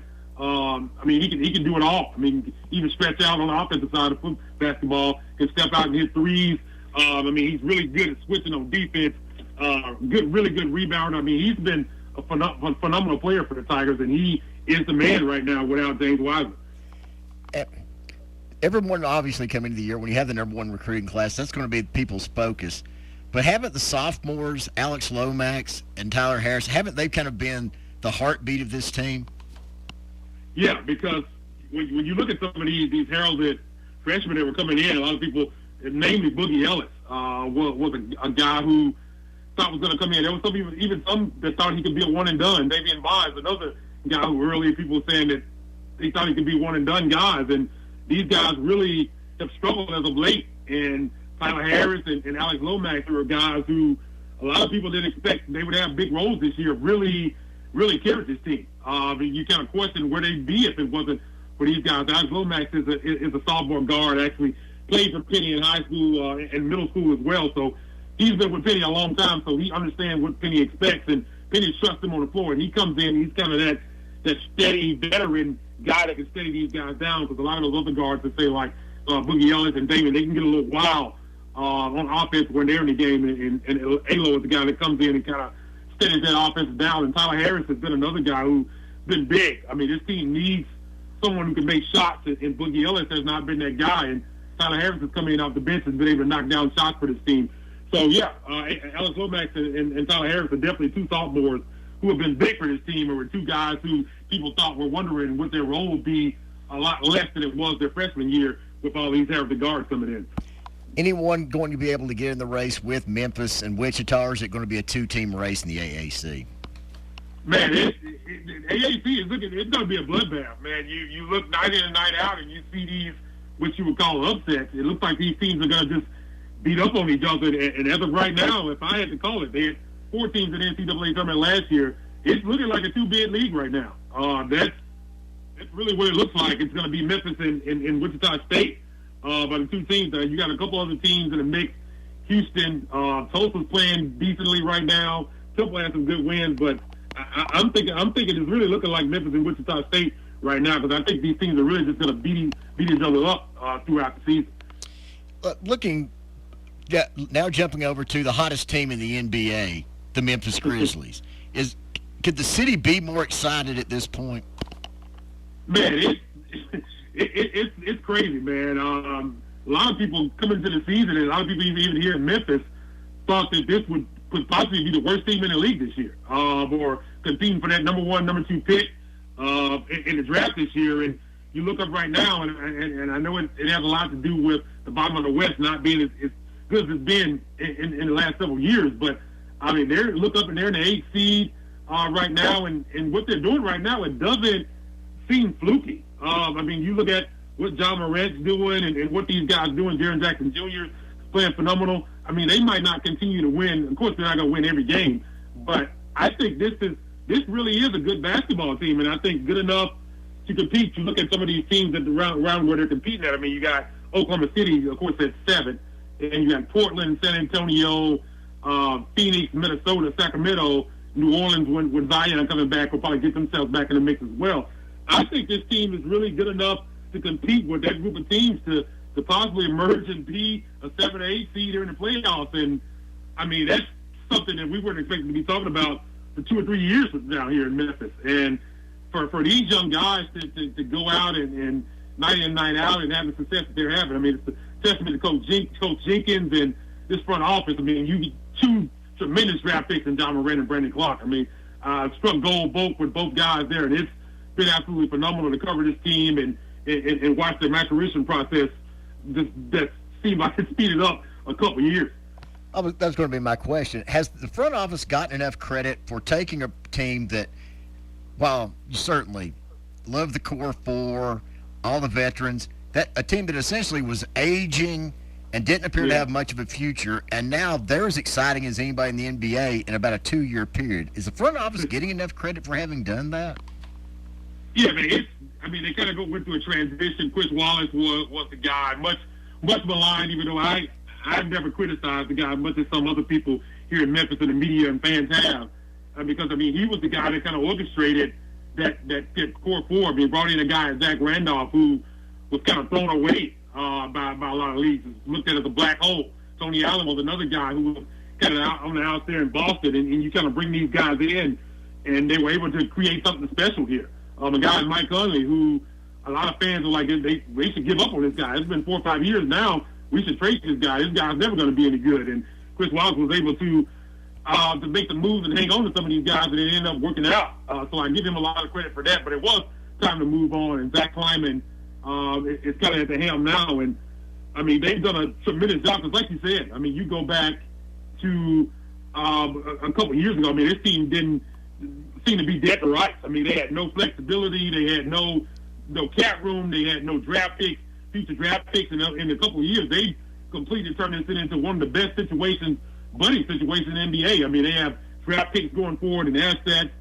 They have cap room. You have 2 budding superstars in John Morant and Jaren Jackson Jr. already on your roster. It's just surreal to see what this franchise is today from where they are a couple of years ago, and the style of play. They're going to get up and down, hitting 3-pointers, dunks, something that we weren't used to seeing. As good as those core 4 teams were, outside of Memphis, and if you were not an old school basketball fan, you would say that type of basketball was boring, even though they were winning games. But this iteration of the team they have right now, I think you look at the ceiling. You look at what they are right now and what they could be 2 or 3, 4 years down the line. I think this is something completely different than what we've had here in Memphis, and it's really exciting. Again, I think people aren't giving the front office enough credit. I think because again, this is something that is miraculous, and how quickly it's coming together, I think is a big part of it. Jumping back over to Tiger basketball for a second, certainly last year with Penny Hardaway's first year, huge amount of media scrutiny. It was a huge story for everyone. Now in year 2, and probably sounds a little, I don't mean this to sound like harsh or kind of clowning on it, but has the kind of circus effect worn off, and now it's more back to business? Yeah, it's been a weird year. The whole Wiseman thing, the expectations were so high with the Wiseman situation, and that weighed heavily on the team over to the first part of the season here, and that played itself out and ended up him not being here. I think now it is a situation to where now this is going to be the team that we have, and they're still talented, but how far can they go? We were talking Final Four national championship with James Wiseman. Now I think the reality set in that might not be the ceiling for this team. You look around college basketball, it's wide open. So I think any team, if you can get into the tournament and possibly get to the second weekend, anything could happen. But I think expectations are not quite the same here in Memphis. I think some fans are kind of frustrated with that. But again, it is what it is, and I think it has kind of wore off. And I think right now it's just can we win basketball games? And I think that's where they are. In retrospect, do you think Memphis would have been a little less? Do you think Memphis wishes they'd been a little less defiant in the Wiseman situation, or do you think they still feel they played it as they should have?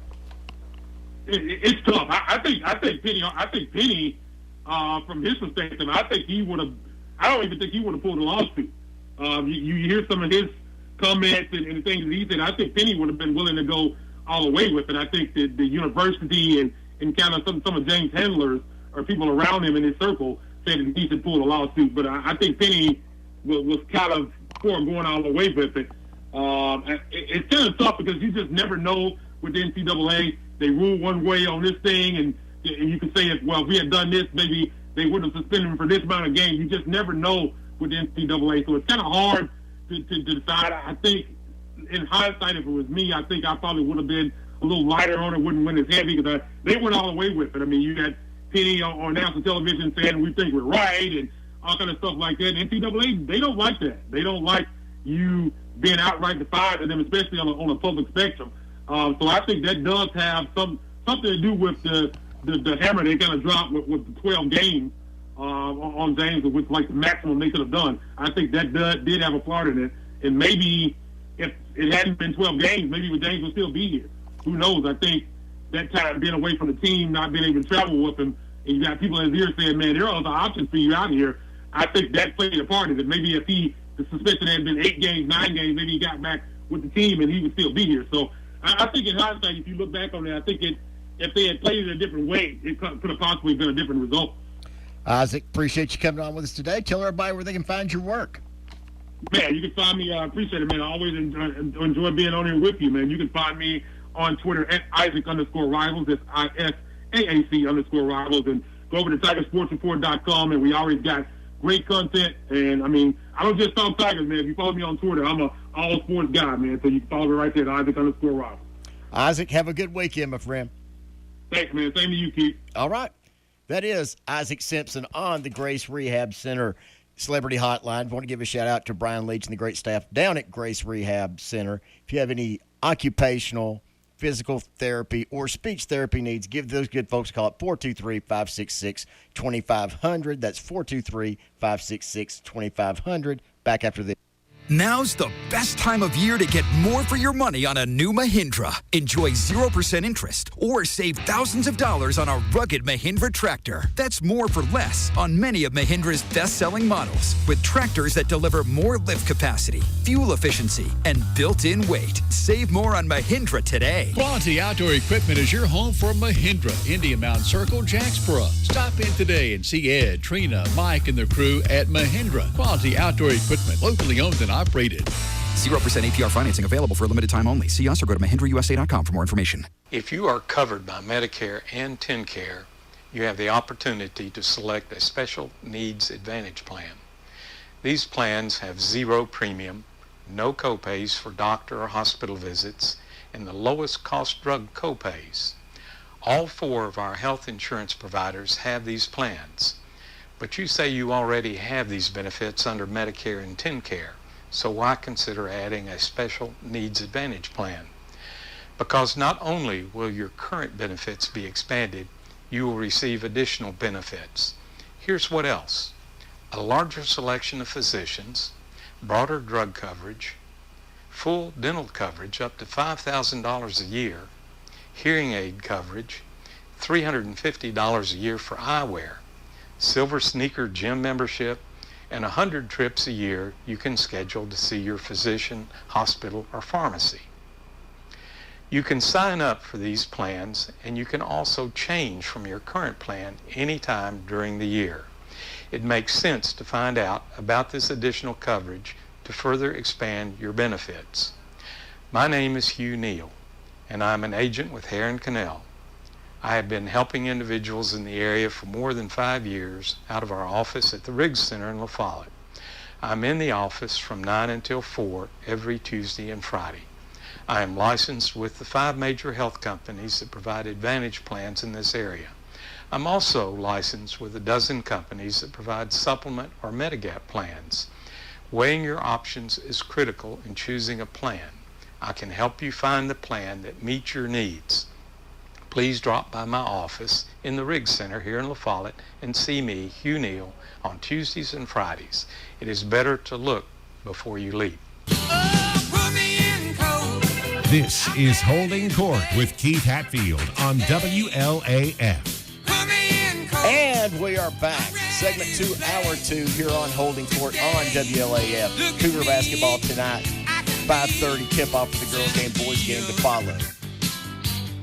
College football over for the season, and to get an overview of that and a number of other things, we go to my friend, the sage of the plains, Barry Trammell. Barry, how are you today? In Knoxville. Everything's doing fantastic. College football season over. The Sooners coming up short again in the playoffs. Your take on the season overall and where the Big 12 stands as a league right now. Well, it was a good year for Oklahoma. They made the playoffs in a sort of a transitional year.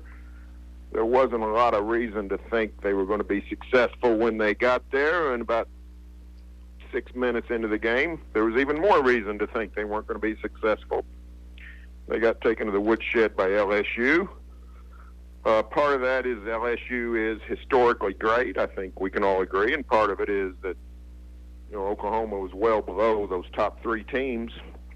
But they're not where they need to be, and we'll see if they can continue to build and get back and have a chance to win when they get to the playoffs.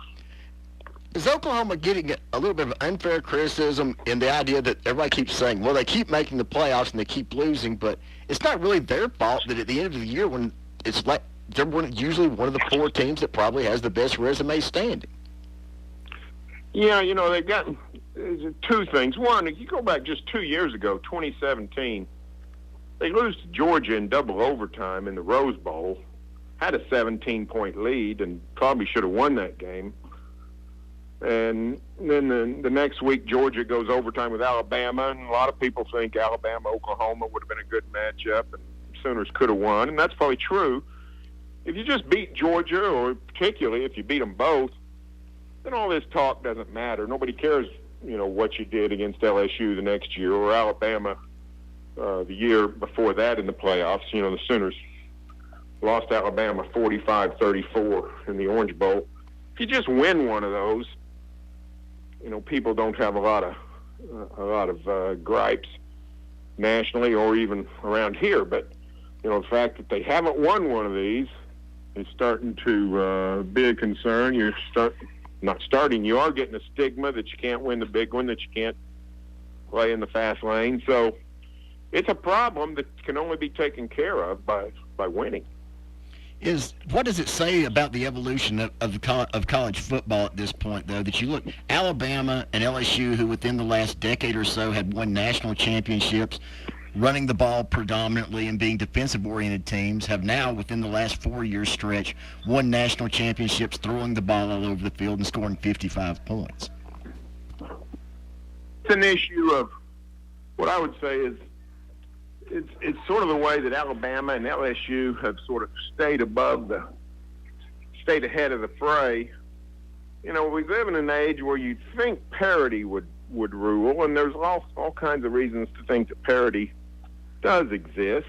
But you get to college football, and there's not a lot of it. Same teams keep showing up, and that's the way it's continued because the spread offenses are a pretty good neutralizer. And when somebody like Alabama and LSU go to that spread, or when you to a team with great defensive tackles and great linebackers, all of a sudden it's the sum of all fears. So that's the way Alabama and LSU have sort of stayed ahead of the game. Clemson, similar type deal. So it was just a natural progression. When you saw Nick Saban, remember 3 or 4 years ago, we had the big discussion about the hurry-up offenses and the up-tempo offenses and the rules that, Saban was saying, hey, well, this is dangerous and everything. Well, Saban's just trying to keep his own advantage going, and rather than fight it, he just joined them. So, we're going to see more of it. Georgia just hired Todd Monken as the offensive coordinator, and Todd Monken has experience in the Big 12. He was the coordinator at Oklahoma State, and when they won the Big 12 in 2011 with an air raid offense. And so Georgia's joining the club, and anybody that's holding out eventually will. That's just the way football's going for the foreseeable future. Is part of it an investment issue also in that Alabama, LSU, Clemson, they're so flush with money that they're able to add whatever assistance they really want? Well, yeah, I mean, they can pretty much have the pick of the litter. I will say this. I think I wouldn't say it's just money. As far as I know, Joe Brady wasn't any hot commodity a year ago at this time. Nice coach with the New Orleans Saints. And now all of a sudden, he's the greatest invention of all time. And when Alabama went to the spread, it's not like they went out and I can't even remember who gets credit for that. They change offensive coordinators every year, but it's just a case of. Well, Lane Kiffin will tell you he deserves credit for it. Well, he probably would tell you that, but it's a case of it's not a what's the word? It's not a gimmick offense anymore. It's what football is. It's the way everybody plays. The NFL is doing it, for crying out loud. So it's just something that's sort of mainstream, and the SEC was a little late to the party, and portions of the SEC was way late to the party, but now everybody's going to be doing it. Jumping over to the NBA, the Thunder do not appear to be doing a very good job of tanking that a lot of people thought they were going to do at the start of the year. No, they're one of the NBA's better stories. We knew they weren't in full-fledged tank, and here's the deal. Anytime you have Chris Paul on your team, you're not going to tank. He's not in the habit of losing games or even entertaining the thought. So they're better than we thought. They've got three-point guards, and they play them together a bunch, and that three-point guard lineup is very effective. And they're a pretty good load for people. So we'll see. They're not going to win the NBA title. They're not going to make the conference finals. But they can be an interesting team all year and be a hard out in the playoffs, and then see where they're at and decide when they do have to rebuild. They will have to rebuild, but right now is not the time. And they've got a young star. In fact, kid that spent his senior year in high school down in Chattanooga, Shai Gilgeous-Alexander. Doing fabulous things, and is going to be a future star here. He's 21 and his second year of the NBA, and already an incredible player. So they've got a bright future. They've got all those draft picks, and this year they've also got a fun team. So everybody's pretty happy. Looking at it from that perspective, coming up trade deadline, do you think the Thunder are buyers, sellers, or just stand pat? They're not buyers, I don't think. If they got a really good package, say for Danilo Gallinari, they'd probably jump on it. They'd probably do it. But I don't. They're not going to trade anybody just to get rid of them and get them out from under the contract. That's not going to happen. But if the Heat offered Gallinari for Justice Winslow or somebody, a young player that's got a pretty good future, the Thunder would be pretty interested in that.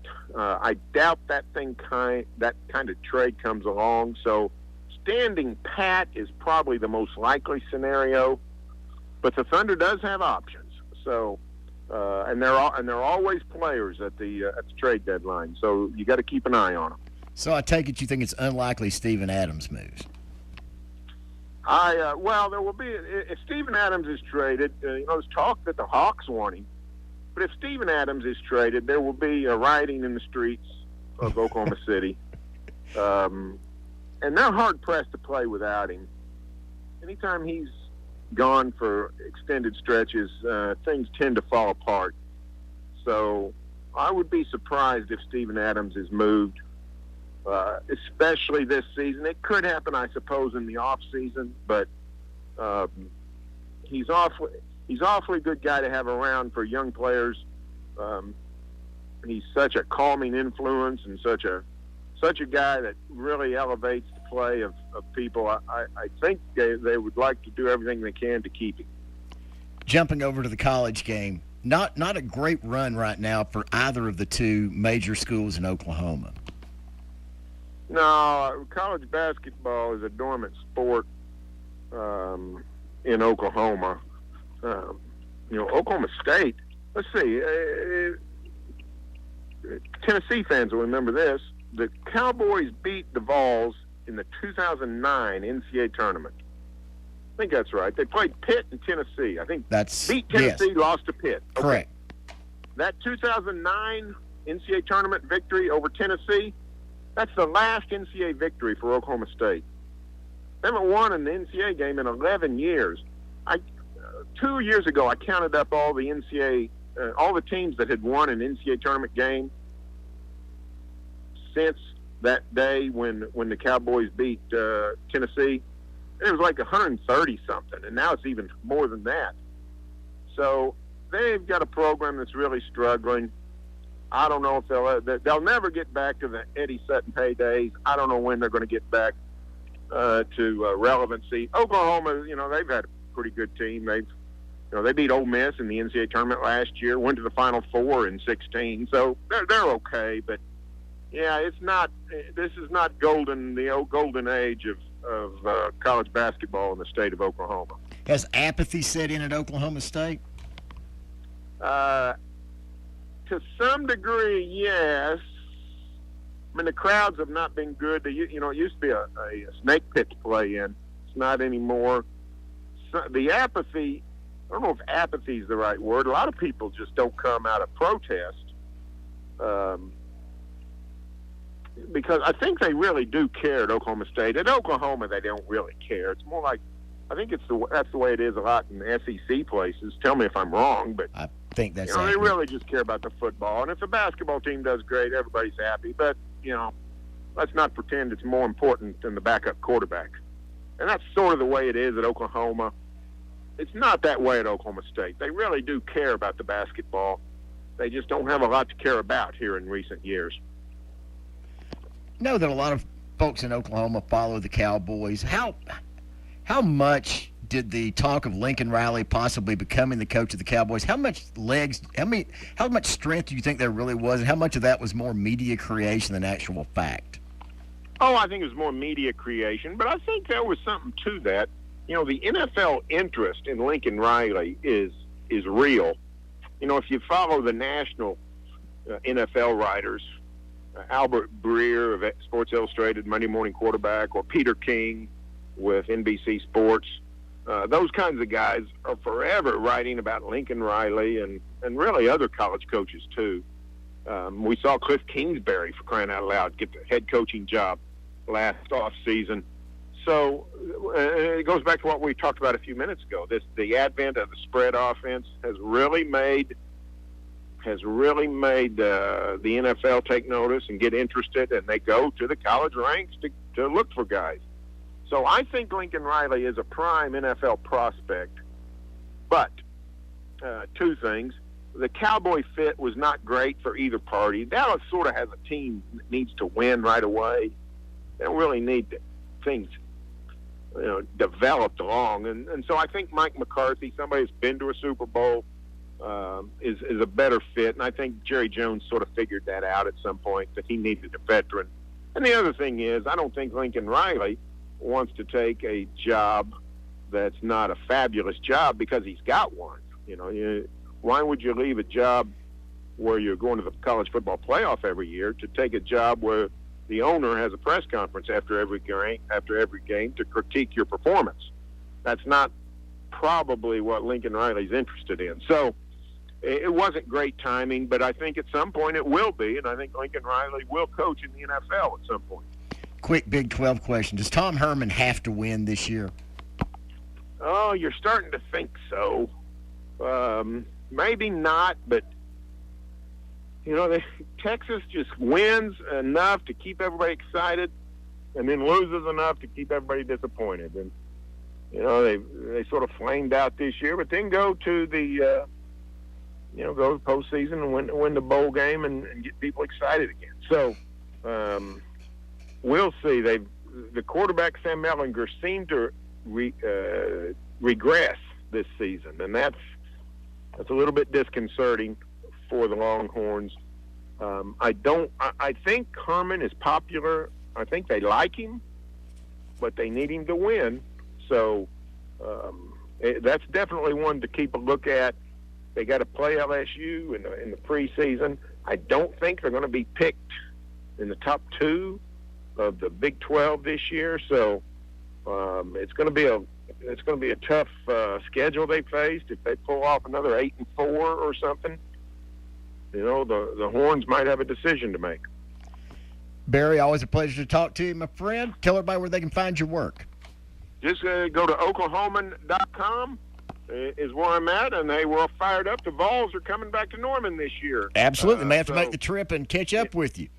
Yeah, it's going to be fantastic. That series we had in whatever year it was at 14 and 15, I guess it was. Yes. Was a lot of fun. A lot of fun. Absolutely. Good to talk to you, Barry. Talk to you soon. See you later. That is Barry Trammell on the Grace Rehabilitation Center Celebrity Hotline. Back up. 3, 2, 1. Happy New Year!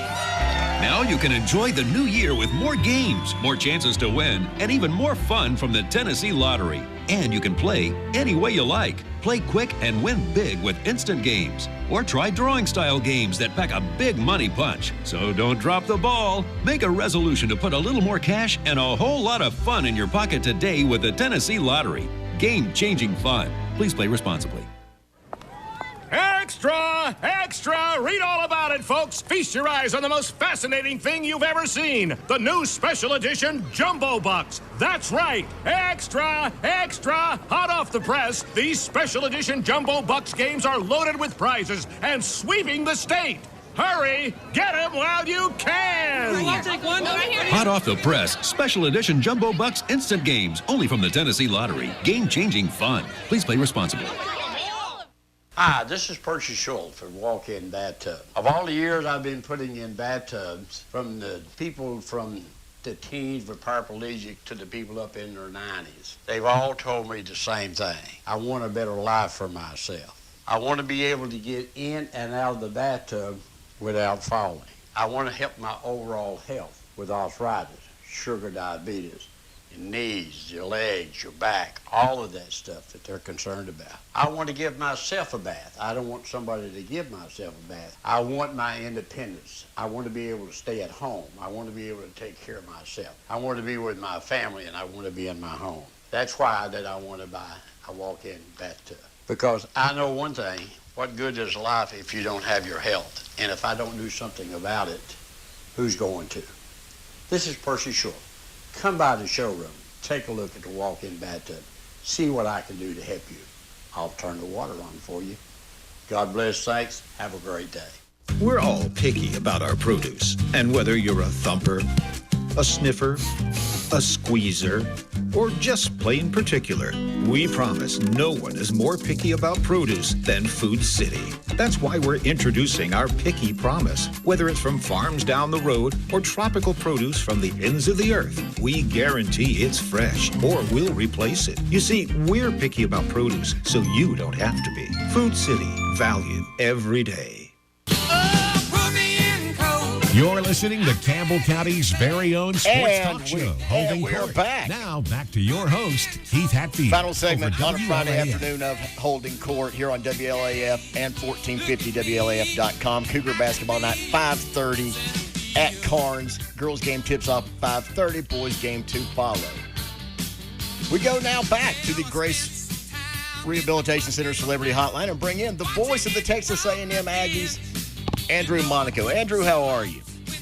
I'm doing great, but that is the incorrect use of celebrity. I'm going to tell you that right now. Never undersell yourself, my friend. How are you, my friend? I'm doing fantastic. Andrew, with LSU winning the national championship, certainly want to put a bow on the football season. After seeing the Aggies beat LSU at the end of the 2018 season in that multiple overtime thriller, would you have thought LSU would have been holding up the crystal football at the end of this season? No, and it was the changes that they made in the offseason to bring in Joe Brady, to see Joe Burrow, who I thought had a very good season his junior year. This was just phenomenal his senior year.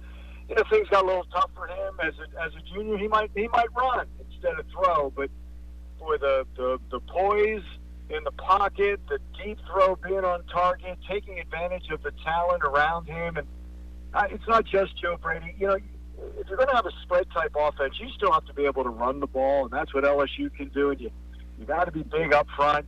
As Jimbo Fisher says for A&M, you win with the guys with their hands in the dirt. LSU has that on both ends. That was as good a team. Should have known they were going to be good at the end of this past year, because as we're taking our team bus to Tiger Stadium, there were a whole lot of LSU fans telling us that we were number one but I don't think they meant that in a Yes. college football ranking. They were still kind of ticked off from a year ago. Yes, LSU. Yes, Tiger Stadium is never a dull trip. Never. And mentioning that, what is the perception right now of A&M fans as to where their program stands in the Western Division pecking order?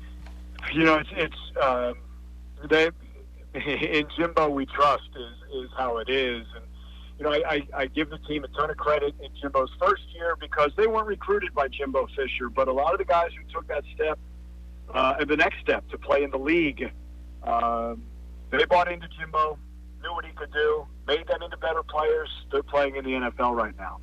When you go into a season where you only have 6 seniors, and I believe 5 were true seniors, one was a red shirt, you knew you had some of the experience coming back, but you didn't have that upperclassman experience. And I think that's what impressed me so much about this year is this team turned that corner in the growth of knowing how to prepare for a Saturday. They lost a lot of those marquee players, and it took about half a year. So the 4-game winning streak to beat the Ole Miss on the road, and really it doesn't matter what kind of year Ole Miss is having. That's a tough place to win. You know, winning on the road in the SEC is difficult. And then they got rolling against, Mississippi State and then against South Carolina. They're still trying, they're going to think that in that pecking order, right now they're in the middle in the SEC West. Now they've got to pick off Auburn, which they think they can do because they'll have experience and teams change, and then go after Alabama and LSU. Last year, Jimbo said we finished second in the SEC West, and he was pleased about that. He goes, but this is going to be the last time we're going to be thrilled to be second in the West. He wants, if you win the West, that means you have a chance to go to the SEC Championship, which means you have a chance to go to the College Football Playoff. All of those things that he is building, and I think 2 years in, Keith, and now that you're seeing he's getting his own players in here, this is where I think this team takes off. But I think a lot of the culture for Jimbo Fisher, a lot of it was learned, built, and that foundation, as Jimbo says, now they can start putting in some windows and some walls and maybe a roof. I think this year was a very key year, and I think they take off from here on out. I guess that's the thing. Do you not have to be realistic when you're in the SEC West at this point that it's not going to be a 2-year turnaround? You're not going to suddenly jump and be in the class with Alabama and LSU, and for that matter, Auburn, in a quick turnaround. Not without your own players, you're not. It's not going to happen. And you look at this recruiting class and the previous one, and Jimbo did a heck of a job because if you're hired in December and that early signing period's coming, you're doing all you can to not let those recruits get away. And a lot of coaches had to go through that with this early signing period. Now you're seeing the type of recruits. Jimbo Fisher is fighting for guys who are on the level of the Alabamas and the Georgias and the Clemsons. That's the kind of guys, those recruits that he's getting, guys who can play on that level. You had the transition to the SEC to go from a Big 12 type school to the SEC. You got to get bigger, faster, stronger. It's just the nature of the league, and you're seeing that I think with the players that Jimbo's bringing in, and it's always interesting talking to friends in Texas, and you know how Texas high school football is. They're like, oh, this guy could be a good college player, and I always stop them and say, I understand he can. You think he can play in college? Can he play for Jimbo Fisher in college? Because each coach has their own way, demanding. But Jimbo's always going to coach you to who you can be, not who you are. And some players resist that. They think they're good enough.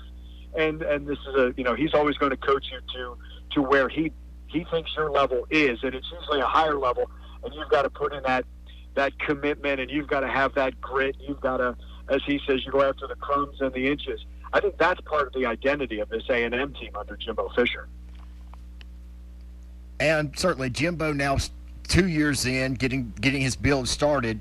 Over on the basketball side, Buzz Williams in year 1, certainly in a rebuilding mode. How has Buzz been received in College Station, and how do you think that's going? Same thing, Keith. I'm watching a team grow before my eyes. Buzz well received because he was with Billy Clyde Gillespie in really what was a turnaround for A&M. What Billy did with those teams in the 2000s with at that time Brent Williams on his staff. He still has his ID from from when he was hired at A&M and working with Billy Gillespie before he took off.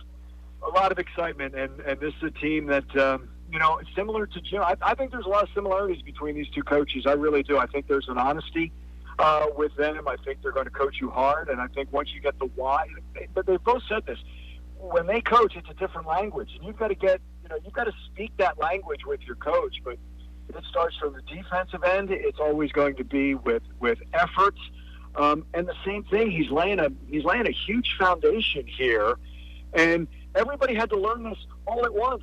Like, none of the younger players for A&M, none of these guys who are coming in as freshmen could ask the older guys, what are we going through?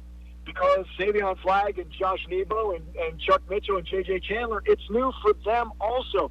They can tell them about A&M and how you can handle your classes, but they were learning it with Buzz.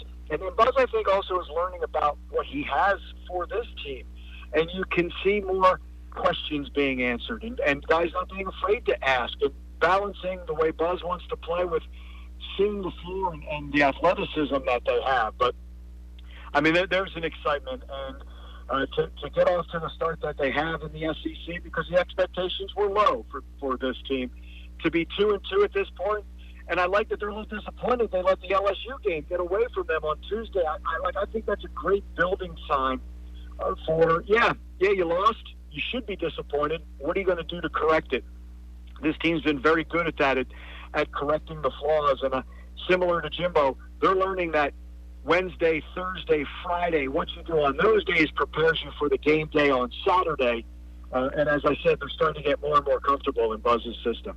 And does it also help that Buzz comes in with the credibility, not only of having been part of rebuilding A&M with Coach Gillespie, but also the guys won at a high level in the Big East and in the ACC?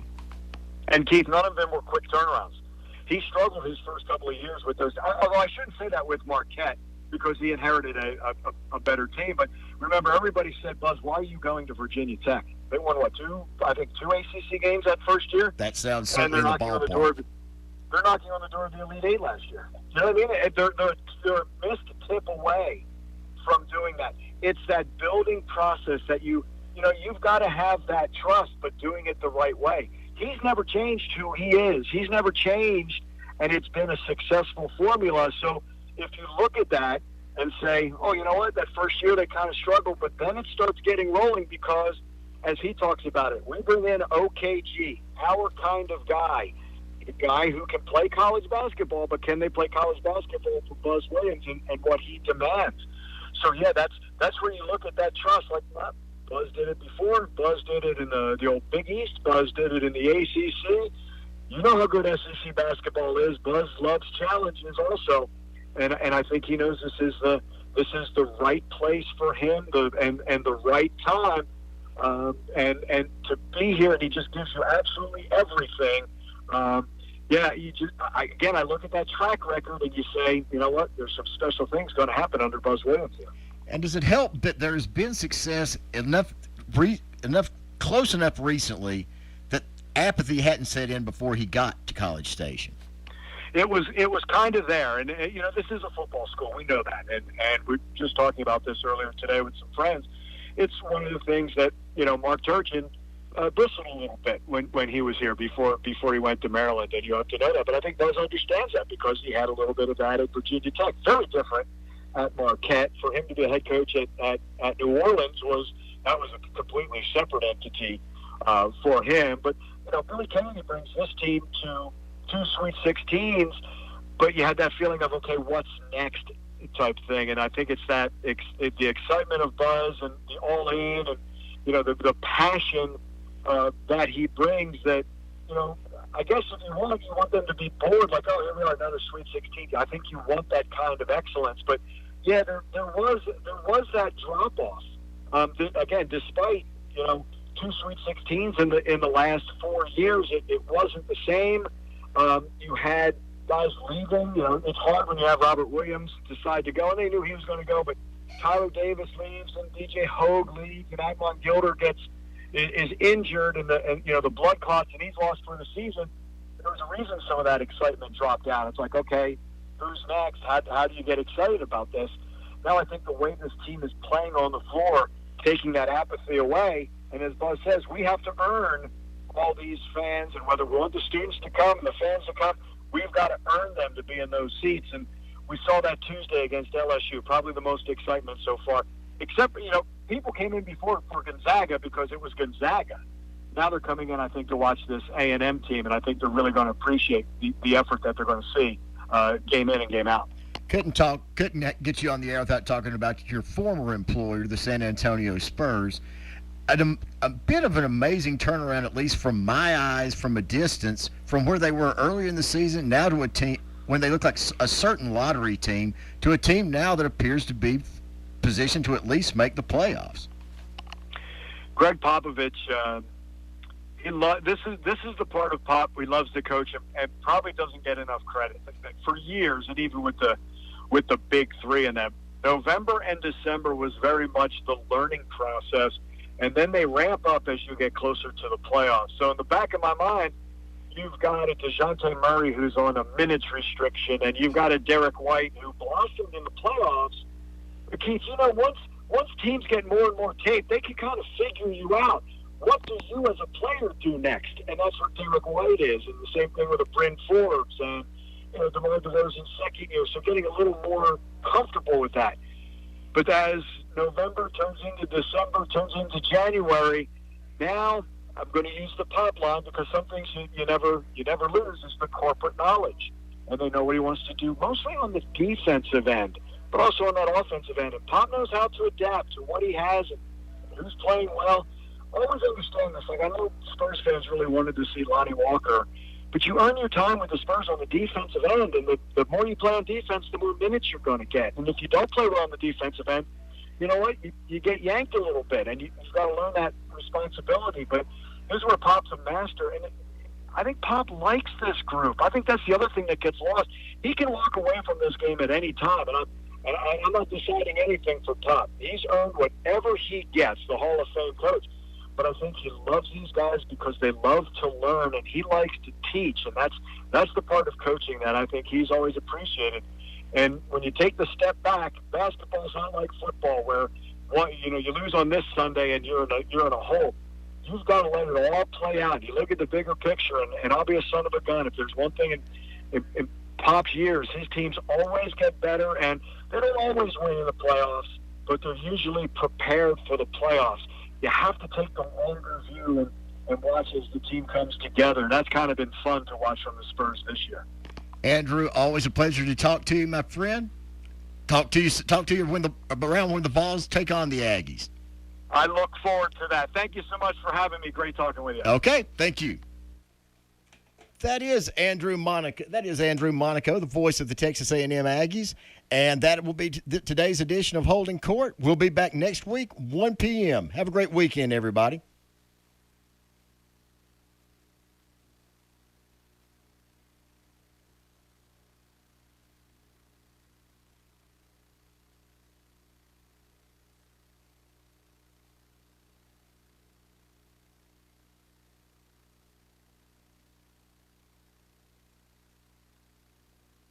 Hey, this is Bill Archin. You're listening to my radio station, WLF, has been since in the 60s. This is